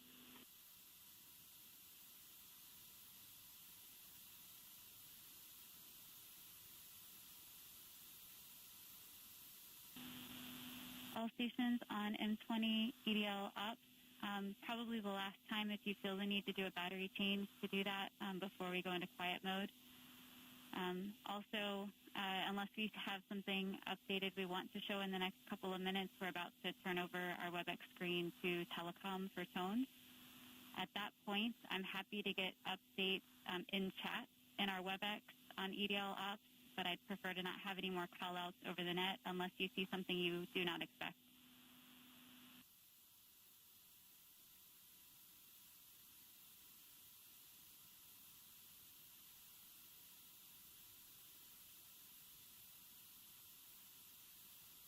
OL, this is TAP 3. I have the runout solution for OD135, distance to target, 392 meters. Copy. Feel free to share if you'd like.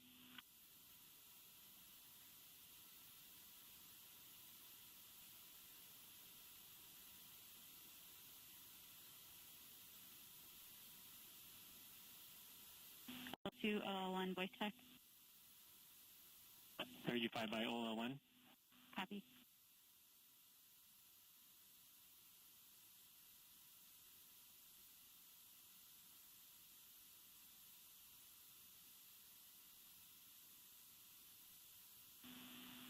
Looks good. Thank you. TAP 3.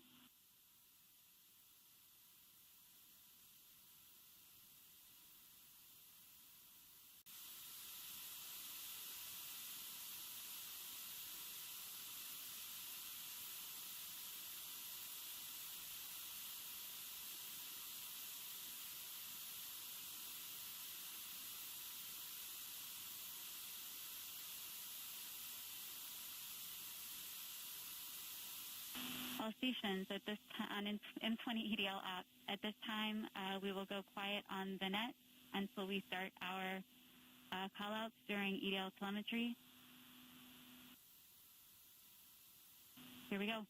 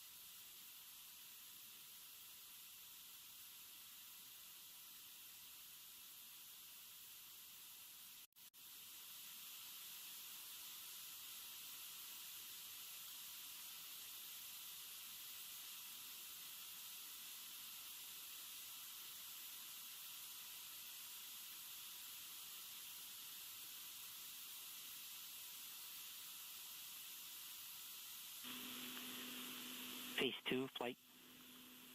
Go flight. At this time, let's continue our briefing for the rest of EDL. Sure. So after coming out of EDL start, that's our last real reinforcement of the state that the vehicle was in throughout much of cruise and EDL approach. And it's our precursor to making many more radical changes to the state of the vehicle. Matt Wallace said it well the other day. EDL is kind of like a controlled disassembly of the vehicle. As we go through, we need to get rid of the things we don't need anymore and get ready to put our wheels on the ground. So one of the final things that we're doing here is ensuring that our ACS knowledge is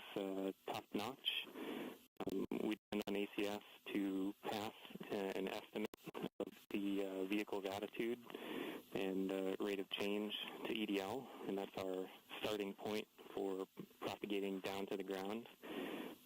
When we come up in the EDL prep anchor is when we'll take the last state from ACS, and we'll be propagating from that point to the ground until we get more knowledge from the radar once we turn it on. I can give a high-level overview of some of the events that are going to transpire throughout EDL.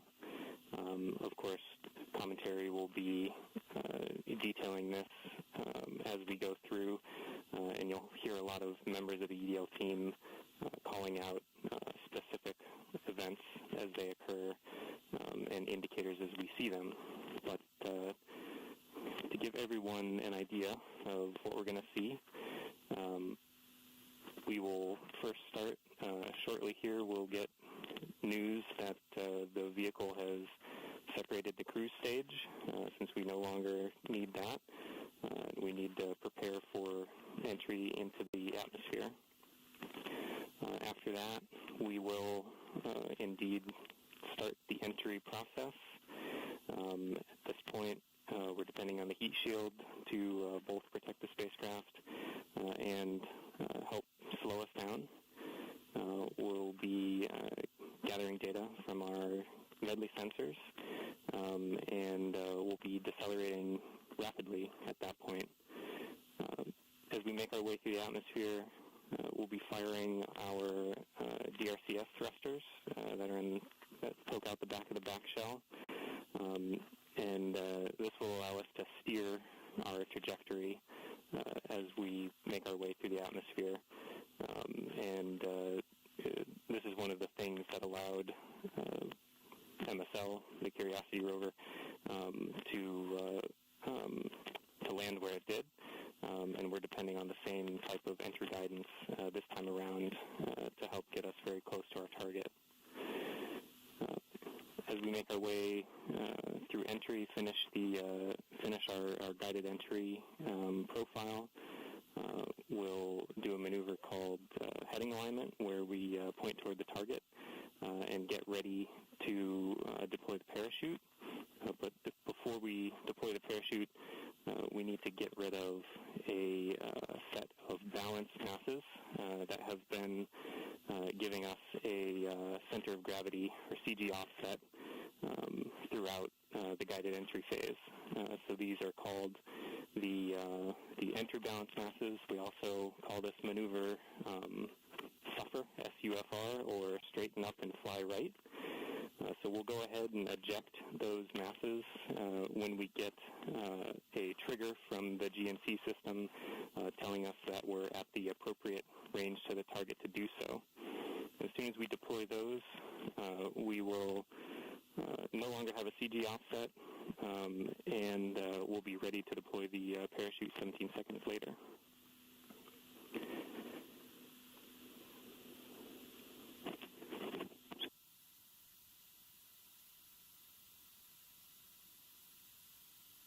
I'm going to hold here for EDL prep as we're about to start that anchor.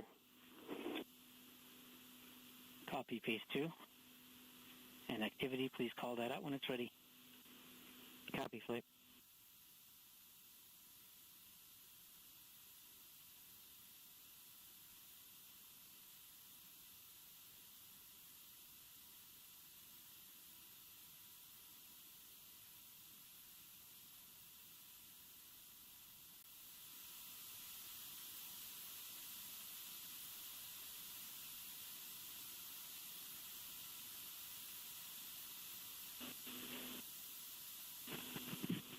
All stations at this point, let's limit our traffic on the net to critical issues only.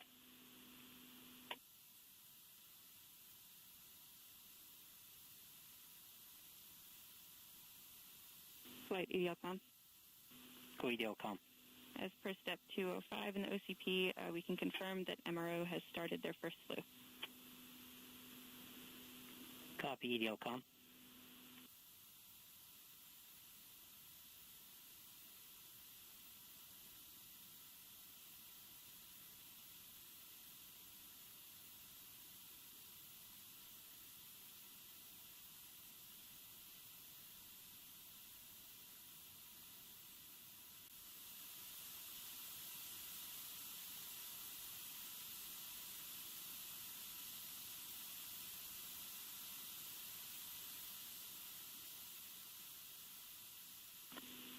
EDL prep anchor has begun.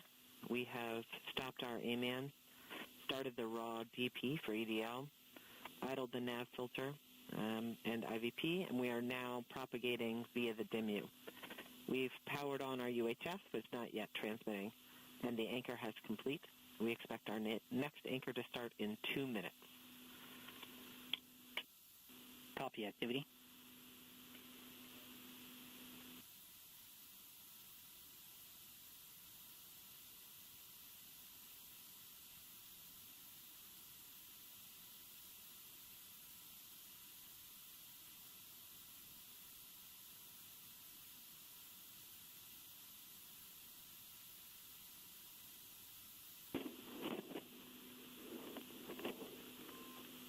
Phase 2 taking a battery change.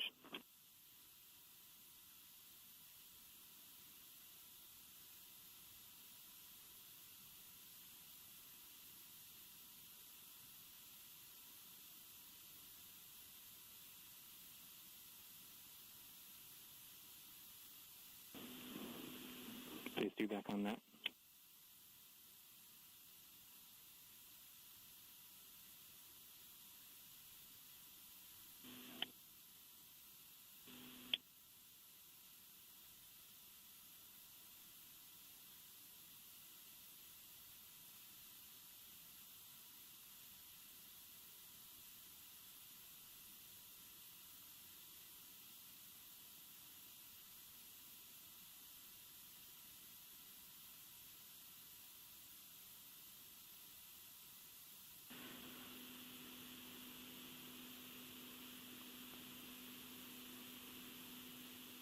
The HRS vent anchor has begun.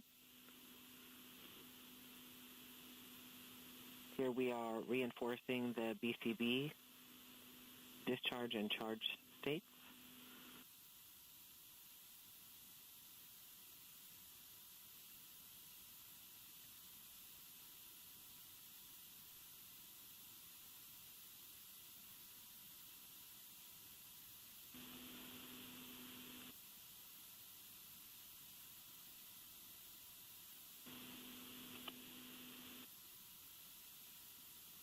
We are powering on the pyro firing cards.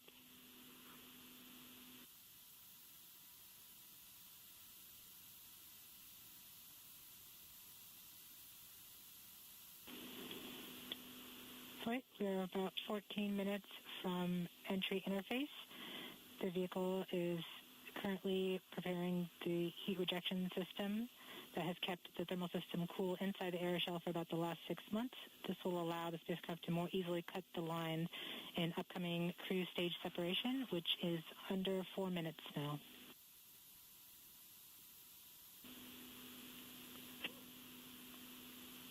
We have now enabled the Rover Pyro bus.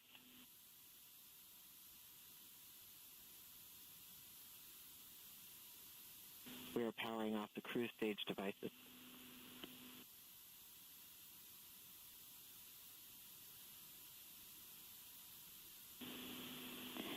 The vehicle is preparing for the upcoming cruise stage operation in about 3 minutes 15 seconds by powering off all the devices on the cruise stage in order that they can be safe once the cruise stage is jettisoned.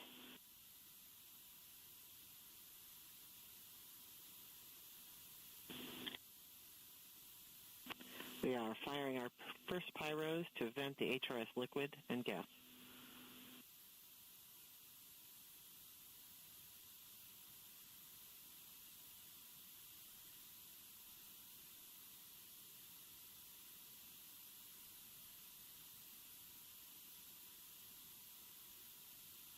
The HRS vent anchor is complete. We will see the next anchor in approximately 3 minutes. We are currently 12 and a half minutes from entry interface. We are coming upon cruise stage separation in 2 minutes and 20 seconds.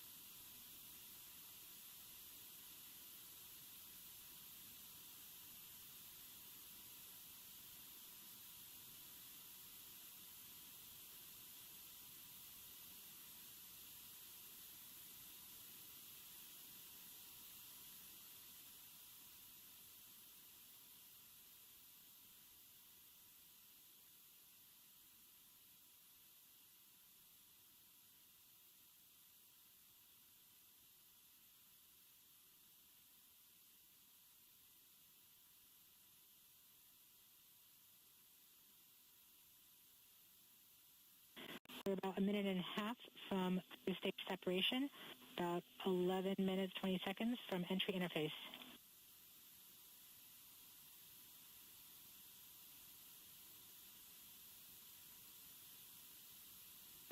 We are switching to the MFSK tones. Telemetry will have stopped. Telecom is confirming that the spacecraft has switched to broadcasting tones. These tones are received directly from Perseverance, but have very limited information content. We won't receive real-time information until about 9-10 minutes from now, once the Mars Reconnaissance Orbiter starts relaying information from Perseverance. We are under a minute from cruise stage separation, about 10.5 minutes from entry interface.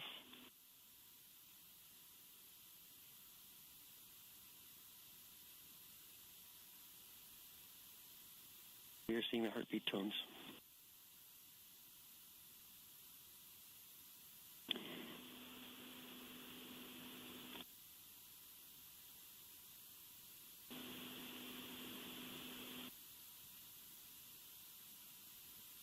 We are continuing to receive tones from Perseverance, standing by for cruise stage separation.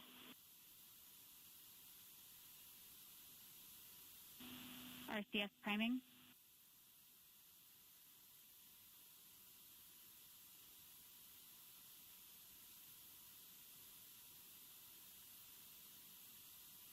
Cruise stage sep. We have indication that cruise stage separation has been confirmed by the spacecraft.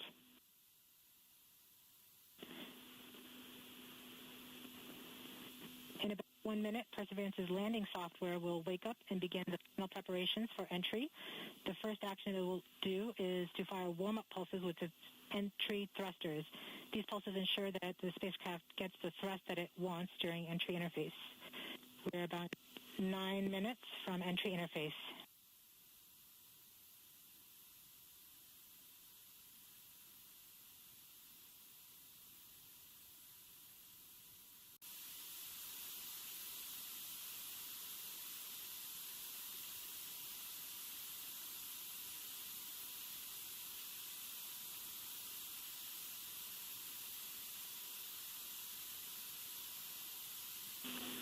I have confirmation that we got shadowed by the cruise stage as it passed through our beam to the Earth.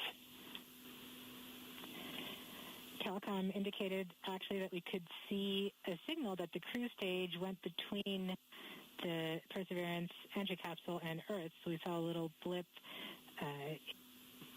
the data stream indicating cruise stage separation. We have confirmation that the vehicle has started warming up those entry thrusters. Warm-up pulses have begun. Spin down.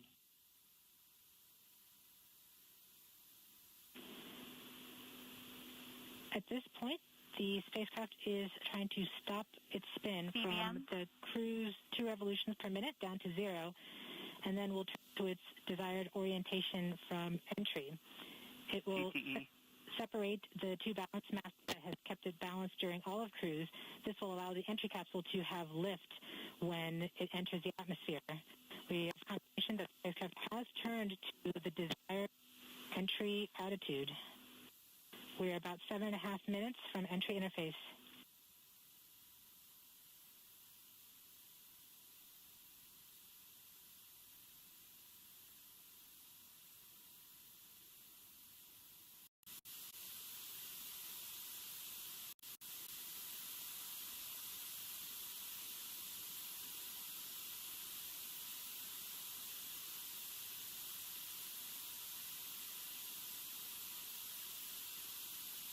MR reports carrier lock. The DTE from Radio Science from Greenbank reports carrier lock. Do you see the carrier on the downlink?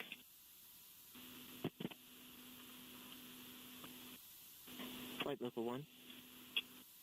We are continuing to wait for entry interface. We're about 6 minutes and 45 seconds from entry interface. We have confirmation from Greenback that they are receiving direct-to-Earth telemetry via that path. The spacecraft Perseverance is currently transmitting heartbeat tones These tones indicate that Perseverance is operating normally and has nothing significant to report. This is as expected. We're currently just over 6 minutes from entry interface.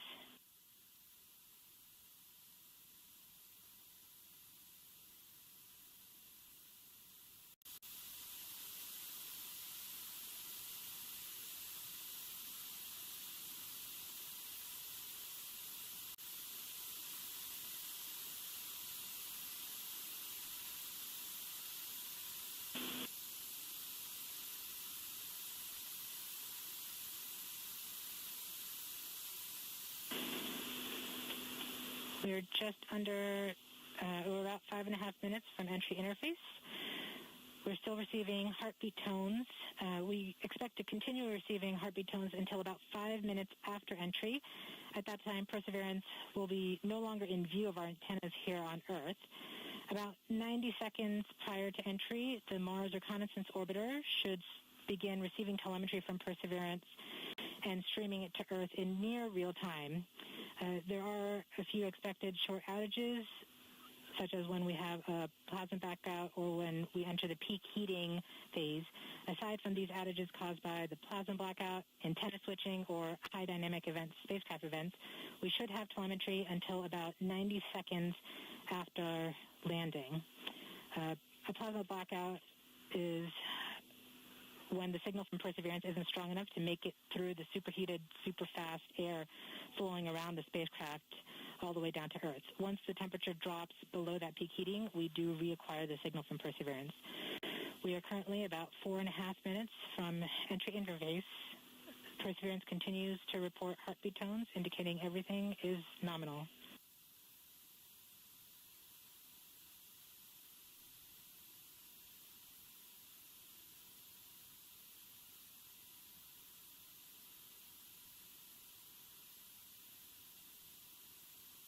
MRO reports the electro-radio is powered on, ready to receive signals from the lander.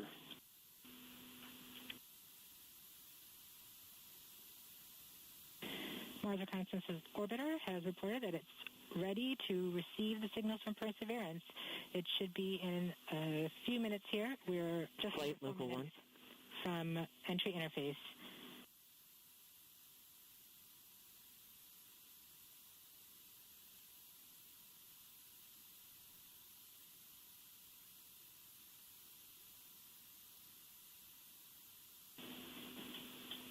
Around this time, a second spacecraft, Maven, should begin picking up telemetry from Perseverance and will continue to record that telemetry until several minutes post-landing. We won't get that data for several hours after landing as it's being recorded and then will be forwarded to Earth later. We are continuing to receive heartbeat tones, indicating that everything is nominal. We're currently at about 3 minutes until entry interface.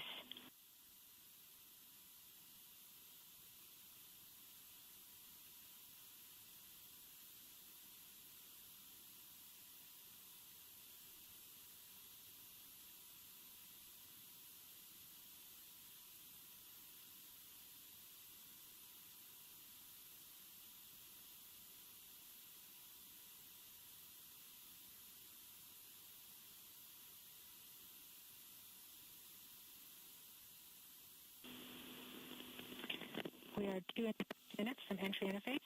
Perseverance is to transmit heartbeat tones, indicating everything is nominal.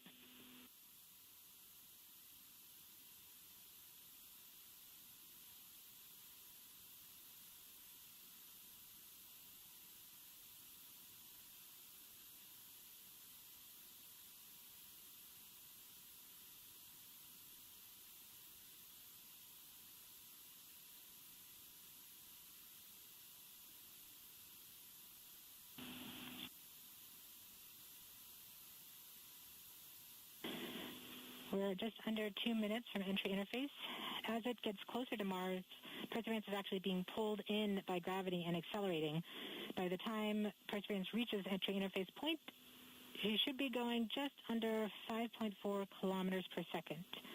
We're at about 90 seconds from entry interface and standing by for Mars Reconnaissance Orbiter to pick up the telemetry.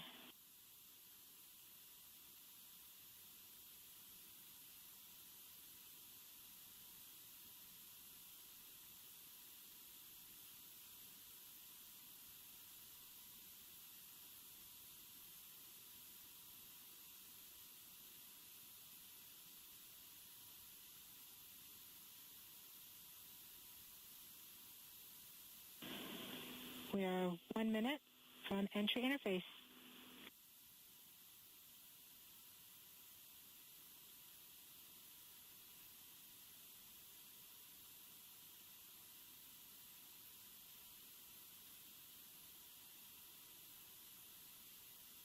MRO is in receive mode.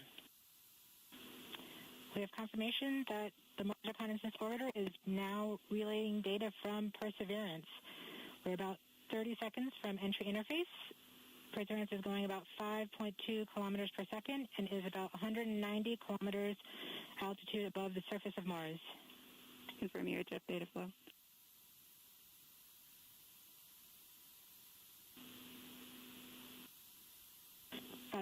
Seconds from entry interface. 5.3 kilometers per second and an altitude of about 150 kilometers from the surface of Mars.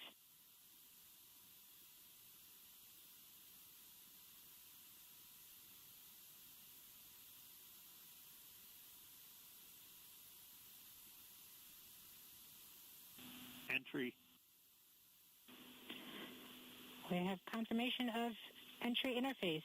Perseverance is currently going 5.3 kilometers per second at an altitude of about 120 kilometers from the surface of Mars.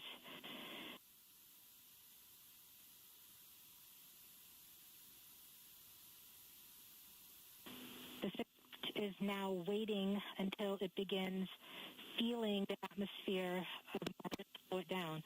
Once there is enough atmosphere, it will start controlling its path to the landing target. Doppler indicates entry into the atmosphere.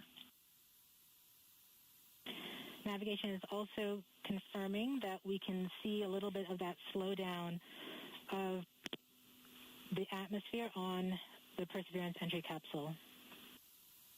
Our current velocity is about 5.36 kilometers per second and an altitude of about 67 kilometers from the surface. We are probably seeing MRO plasma blackout at this point. Time one completed.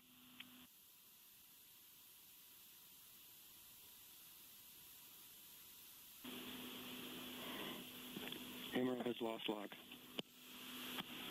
Doppler indicate reversal, bank reversal. We have indications that Perseverance is now performing bank reversals in the atmosphere. These are the steps in order to control its distance to the landing target. Perseverance has just passed through the point of maximum deceleration and has indicated that it felt approximately 10 Earth Gs of deceleration. MRO has lock again. Doppler indicate reversal. Bank 2 complete. We saw a small outage of the UHF telemetry from Mars Reconnaissance Orbiter during that peak heating phase, likely caused by the plasma blackout. Perseverance is still continuing to perform bank reversals in the atmosphere to control its distance to the landing target. Doppler indicate reversal. End of range control, range minus 1.9 kilometers, cross range minus 2.4 kilometers. Perseverance is going about 1 kilometers per second at an altitude of about 16 kilometers from the surface of Mars. We have entered heading alignment, which means Perseverance is no longer trying to control the distance to Mars, but to the target on Mars, but instead is flying straight to the target.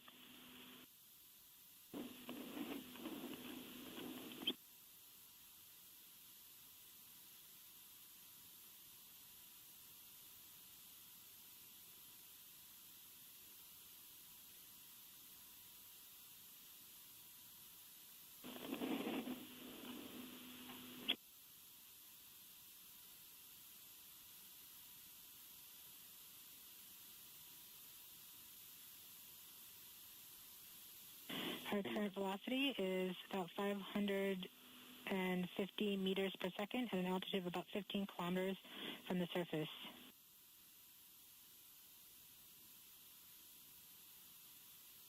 MRO is reporting good telemetry log. We are coming upon the software start. We are starting the straighten up and fly right maneuver, jettison, where the spacecraft will jettison the entry balance masses in preparation for parachute deploy and to roll over to give the radar a better look at the ground. Indicate chute deploy.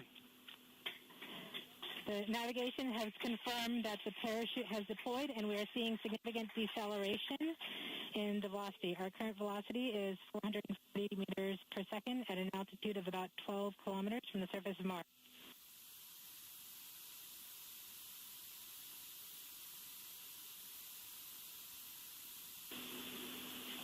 Heat shield set. Perseverance is now slowed to subsonic speeds, and the heat shield has been separated. This allows both the radar and the cameras to get their first look at the surface. Current velocity is 145 meters per second at an altitude of about 9.5 kilometers above the surface.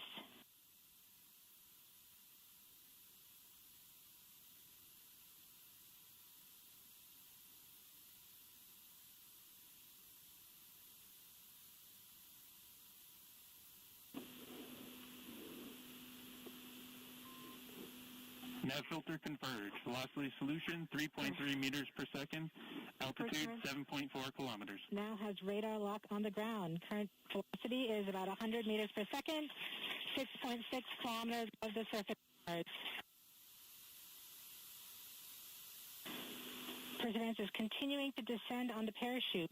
We are coming up on the initialization of terrain relative navigation and subsequently the priming of the landing engines. Our current velocity is about 90 meters per second at an altitude of 4.2 kilometers. LVS valid. We have confirmation that the lander vision system has produced a valid solution and part of terrain relative navigation. Timing. TBA is nominal. We have timing of the landing engines.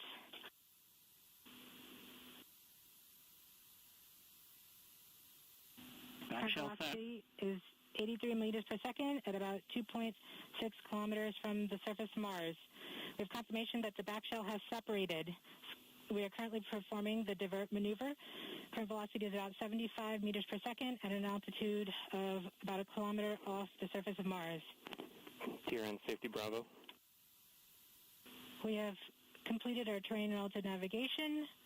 Current speed is about 30 meters per second, altitude of about 300 meters off the surface of Mars. SDS level. Constant velocity accordion. Constant velocity accordion, altitude error. We have started our constant velocity accordion, which means we are conducting the sky crane, about to conduct the sky crane maneuver. We've lost direct to Earth tones. Throttle down. Sky crane maneuver has started. About 20 meters Tango off the Delta. surface. Nominal. We're getting signals from MRO. Rim stable. UHF is good.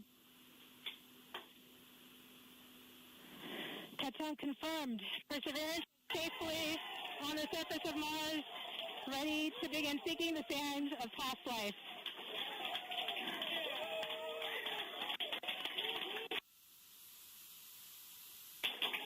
At this point, the descent stage has flown away to a safe distance. Perseverance is continuing to transmit direct through Mars orbiter to Earth.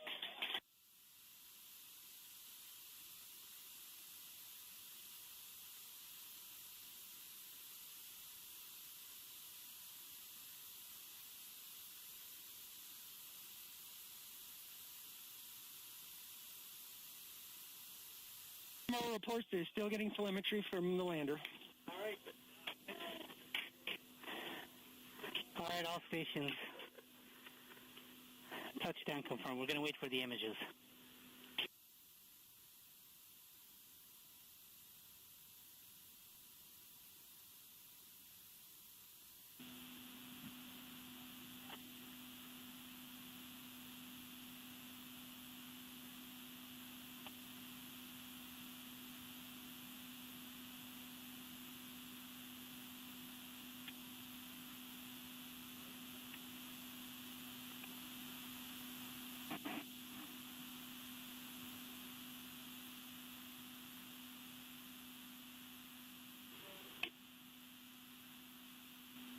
OL3, OL1, you have what you need?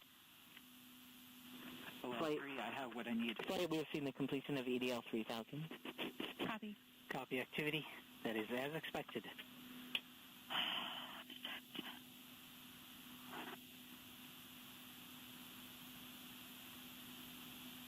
Emerald is still seeing a strong signal from the lander. Flight, this is OL3. I am ready to share. OL3, you are go. For those on M... All stations stand by for the images. Yes! Woo!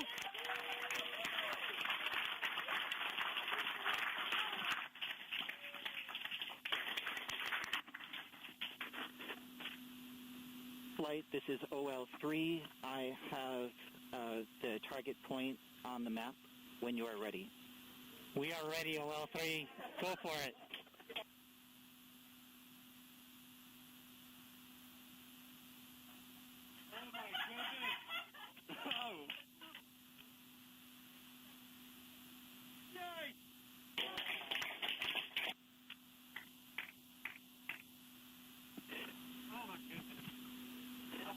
Flight, I'll be moving in, showing you the safe zone that we've landed in.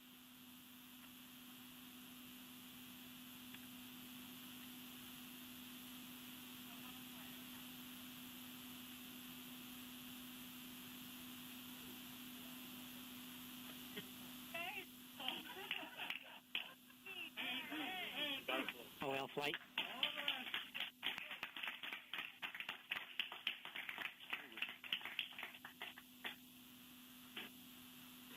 TRN. TRN. Can we get the cliff image, OL?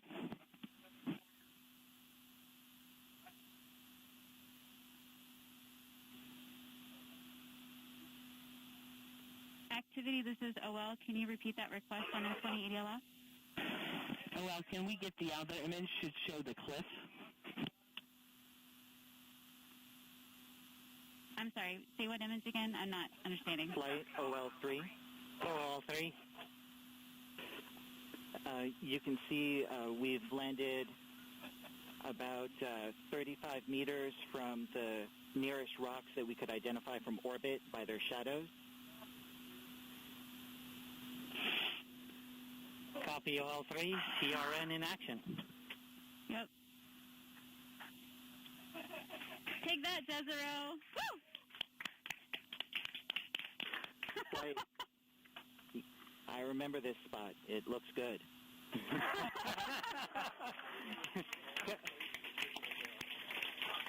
Copy OL3. I'm sure that you have seen them all and you recognize them all. So...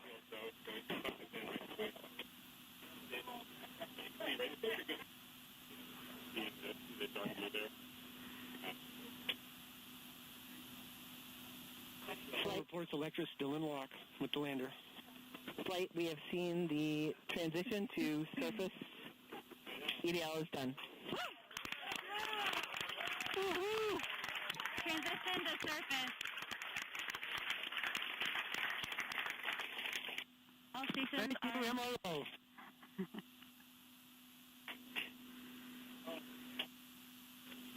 Congratulations, Perseverance team, and the whole team that's not here as well. Excellent job.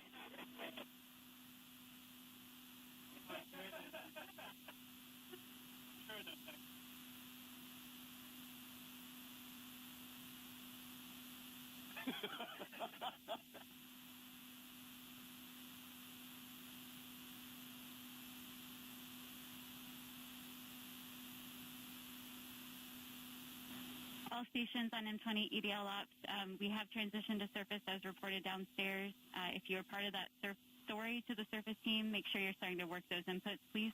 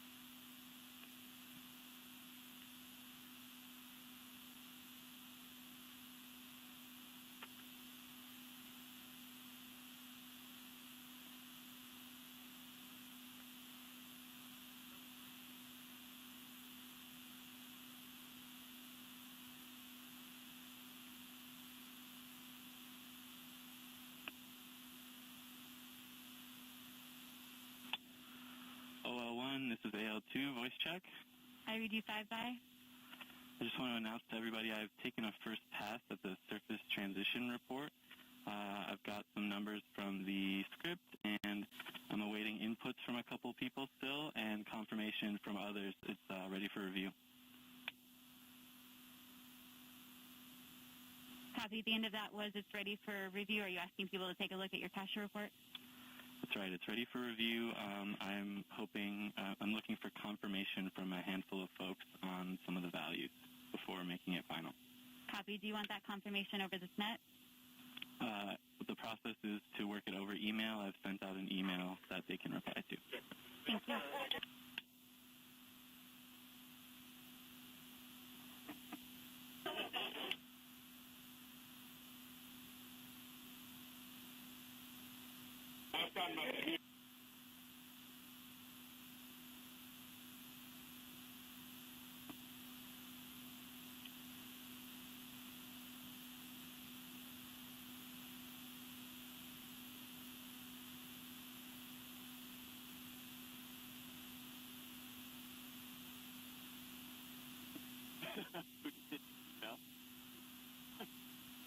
Yeah.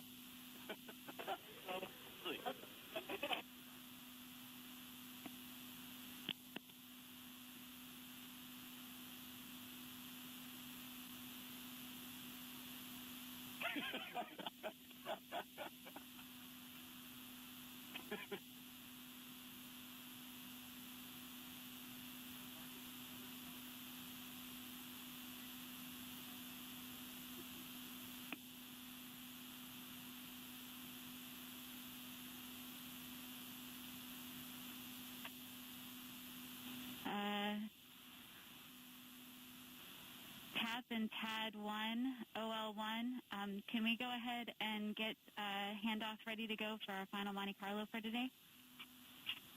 This is TAD1. We're already working on it. Copy. Can you tell me what OD that's on? The latest one I have is 137. I'll go jump into the nav room and confirm that's the last one. Copy. Oh, well, this is TAP1. We're ready to run that Monte Carlo when the handoff is ready. Copy. Thanks, TAP1. TAD1, this is TAD2. Go TAD2. Oh, sorry. TAD1, this is TAD2. So I just wanted to get permission to release the tracking stations and the NOPEs and everybody. TAD2, TAD1 is currently talking to nav. Stand by.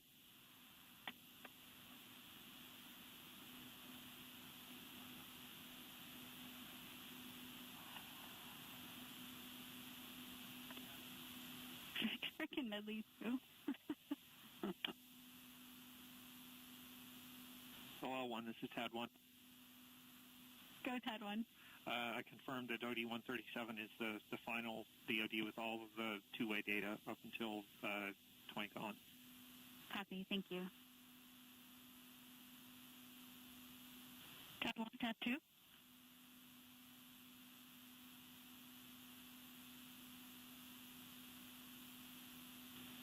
Sorry, TAD2, were you calling TAD1?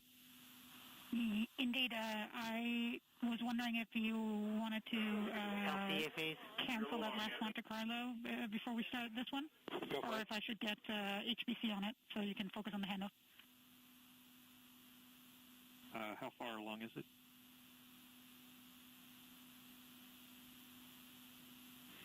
$5,700 cases.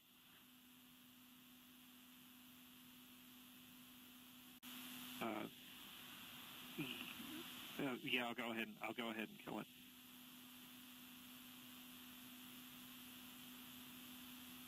Thank you, TAD1.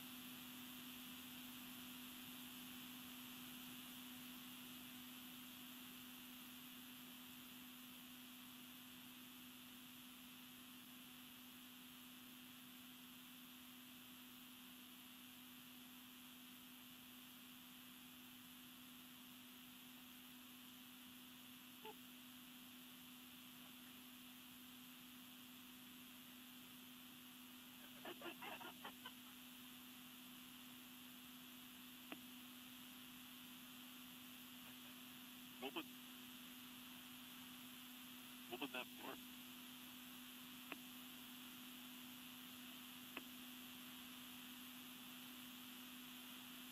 Hey, Lynn.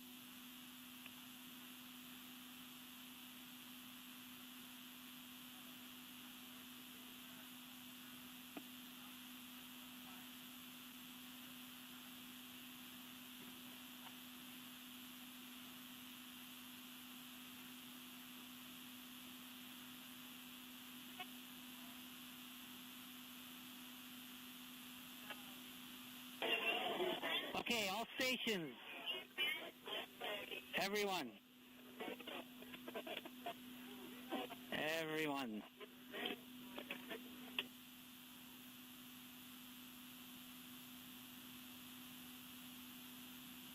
All right, all stations.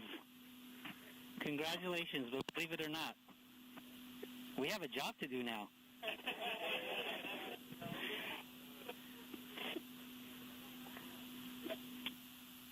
OL1, this is Tad 1. Go Tad 1. Are we ready to look at the Surface flight, this is flight. Yes, please. Should I go ahead and just share it in the WebEx that we're working now? Yes, please. Go ahead, flight. Just want to confirm that your team is ready to receive Perseverance. I am paying attention. Copy. We are ready to receive Perseverance. Okay, Are you ready for the briefing? The new one is on the left. Not yet. The 21 is on the right. We'll let the team here have... not yet. We'll let the team here have a few minutes with the telemetry, and then we'll do our briefing. Remember to put the details in capture for your counterpart on the surface team. 137 spread. And then we will do an over-VOCA report. And I don't think anything else actually changes. Flight, this is Surface 50. Are you staying on Mars 20 ops or switching to Mars 20 surface ops? Before I scroll too far down, I want to confirm. We are going to remain on M20 off OD112 EPU 3. Copy. The only other relevant change here is going to be the OD137 spread ESF. And we don't have any other relay orbiter changes, correct? None that I care for us to incorporate. I don't think so. Tad 1, your screen resolution, I can't actually read stuff very well, but you're saying it out loud, so I'm just trusting that what you're saying is what's there, just so you know. Copy. But I think what you described makes sense to me. And we have no orbiter file deliveries from Monte Carlo this morning. Thanks for confirming, Top 1. Flight activity FNAV for 2. Copy. And there's no other changes. Go nav. No other notes. So nav is going to go off net. That's it. Great success Should on we the add a note surface that just says mission. final, That's great. Thank you. Final OD from Nav, you don't want to continue? Yeah, that's nothing for you to do. Thank you. Top, on to the next mission. Nav, we want to extend tremendous gratitude for your efforts to you and your team, and for giving us a great trajectory here. You're welcome. EDL OL 1 or 3, this is EDL phase on EDL ops. Phase, this is OL 1. Can I get a copy of those pictures sent to me, where the map is, or where we came down, where we targeted, both in hazard map and not hazard map mode? OL 3 gave me a thumbs up. You should have those shortly.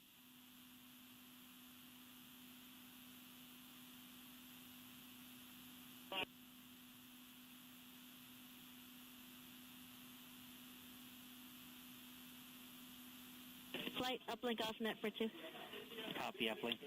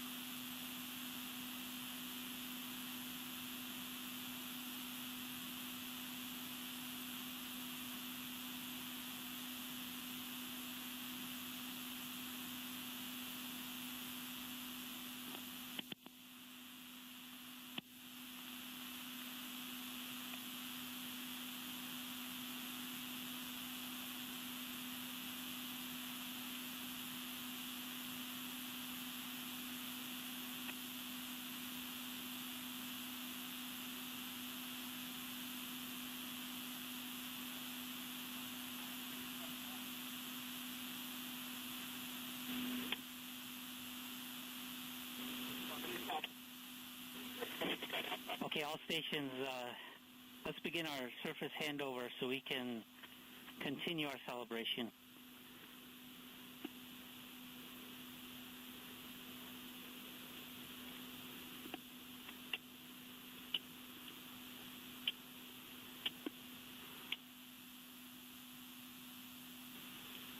Systems, are you ready?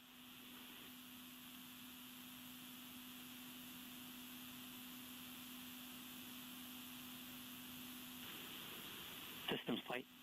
TAP 1, this is TAD 1. Can't hear you, system.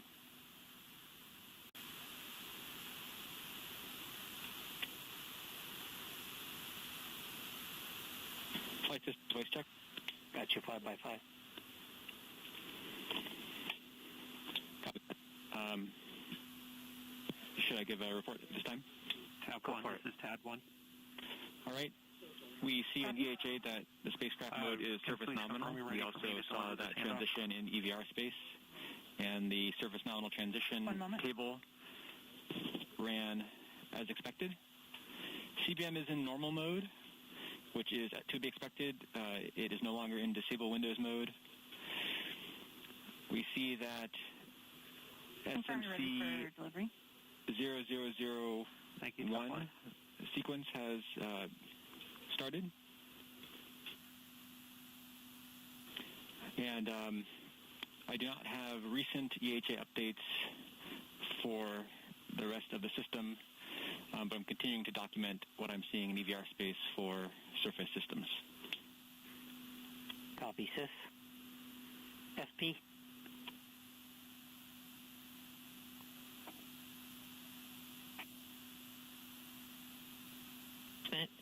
And waiting on telemetry updates for some other channels, but based on the EVRs, it looks like the transition to nominal was as expected, and I don't see any indications, at least from what we have so far, that any FP has tripped.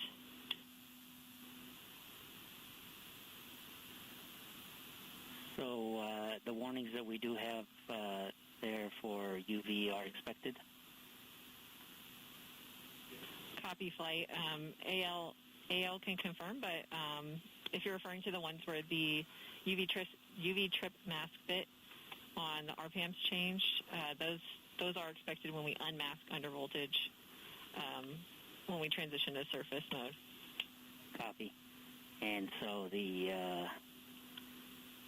indication of the tone that we got during descent is likely have cleared, or it's likely on the DPAM. Correct, flight. I don't see any indications from the EVRs that indicates that we re-tripped some RPAM-related monitors. And we'll have to look at the recorded EVRs when we get them down to see what exactly happened. But it looks like, at least what we have so far, that whatever it was has since cleared. Copy, FP.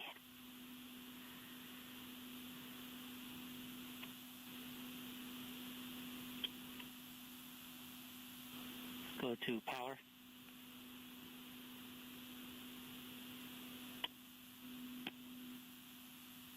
Flight power. I was still trying to get through some of my telemetry checks, but what I've got so far is that the bus voltage at the end of the surface transition was about 32.32 volts, which means a battery state of charge of about 95%. That's a very rough estimate. I haven't had time to do a more detailed calculation. But the charge and discharge FETs have been enforced back to auto mode. Our pyro safety status is reading 268 ohms, which is armed and disabled. Pyro CRCs are still enabled from the end of EDL, and the RPFA is powered off. Copy. Avionics?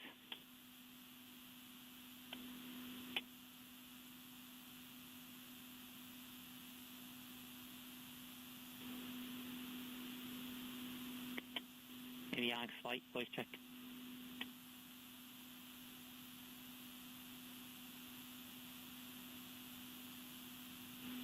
All right, let's move on to telecom. We'll get back to you, avionics. Yeah, flight telecom by design had got very, very little telemetry during EDL itself and on the surface once we landed. However, judging by the performance, we can say that telecom is healthy. Certainly the descent stage radio and amplifier did its job spectacularly. The electrolyte A worked spectacularly. We did do the final switch to the rough antenna on the rover. Otherwise, we wouldn't have been able to talk to MRO after landing.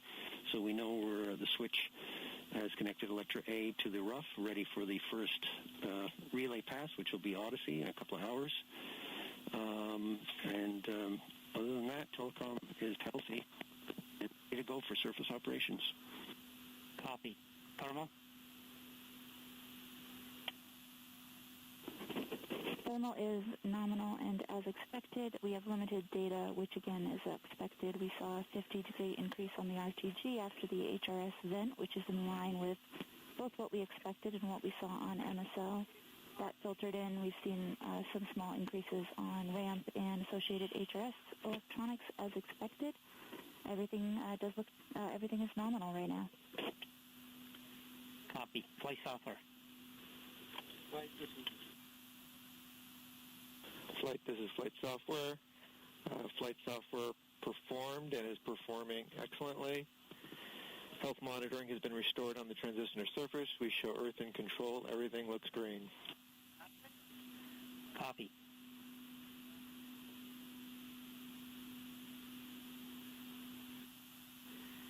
ACS. How's your subsystem doing on the surface? It's doing great. ACS gave a great pep talk to the nav filter, giving it a good attitude for EDL.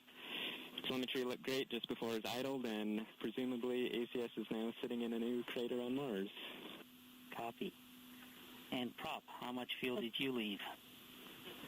The cruise stage burnt up with 55.91 kilograms of propellant, and the descent stage consumed 305 kilograms out of the 401 load. So we flew away with about 96 kilograms of propellant. But otherwise, propulsion performed nominally. We did see successful boot of the DMCA into MSW mode as expected. We then did see successful activation of the 8 TVAs, and they were nominal. Closed-loop flyaway was then commanded nominally, and the warning EVRs after closed-loop flyaway are expected. Copy. DMX? Flight data management is nominal. We've had limited telemetry and EVRs, but based upon the data we have, DMX is a nominal expected state. We did see several partial data products, but those are expected as part of EDL. All of the data has been captured in Cacher for the surface operations team, so we're ready to hand over to the service team. Copy. GNC.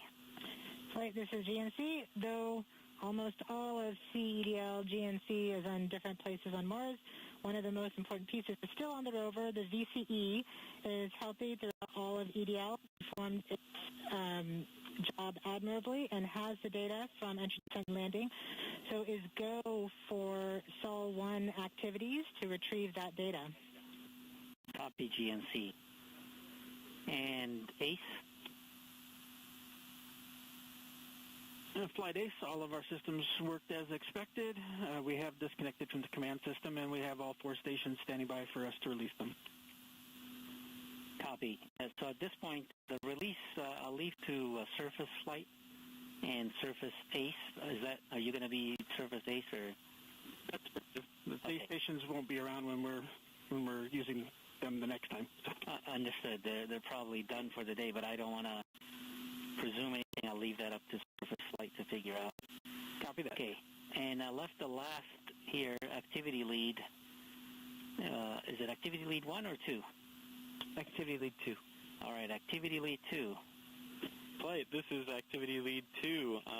I can confirm that EDL was nominal, as we know. I've filled out the capture report with all the key details about the landed lat-long position, the estimated touchdown velocities.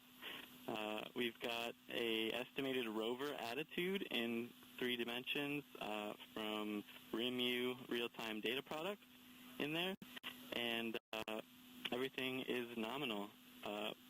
The one piece we're still missing is the MRO loss of signal time, but I'll be adding that to the report as soon as possible. And we cannot assess the state of the EDL cameras. We didn't get an EHA update since prior to entry, but otherwise, all is well. Copy. Activity. Avionics. Flight avionics, can you copy? I got you. Says nominal. RC Alpha is prime. RC Bravo is powered off. From the pre-EDL EHA, the primeness is as expected. We don't have any additional telemetry. At least I don't, indicating whether we swapped PAMs or not. But the RC spans and buses are healthy. The all PAM states are expected, and the avionics remote terminals are also expected. No change. No new memory errors. CRC states are nominal. The secondary voltages are nominal. In terms of warning EVRs, I couldn't hear, but there's the power EVR terminate pending request.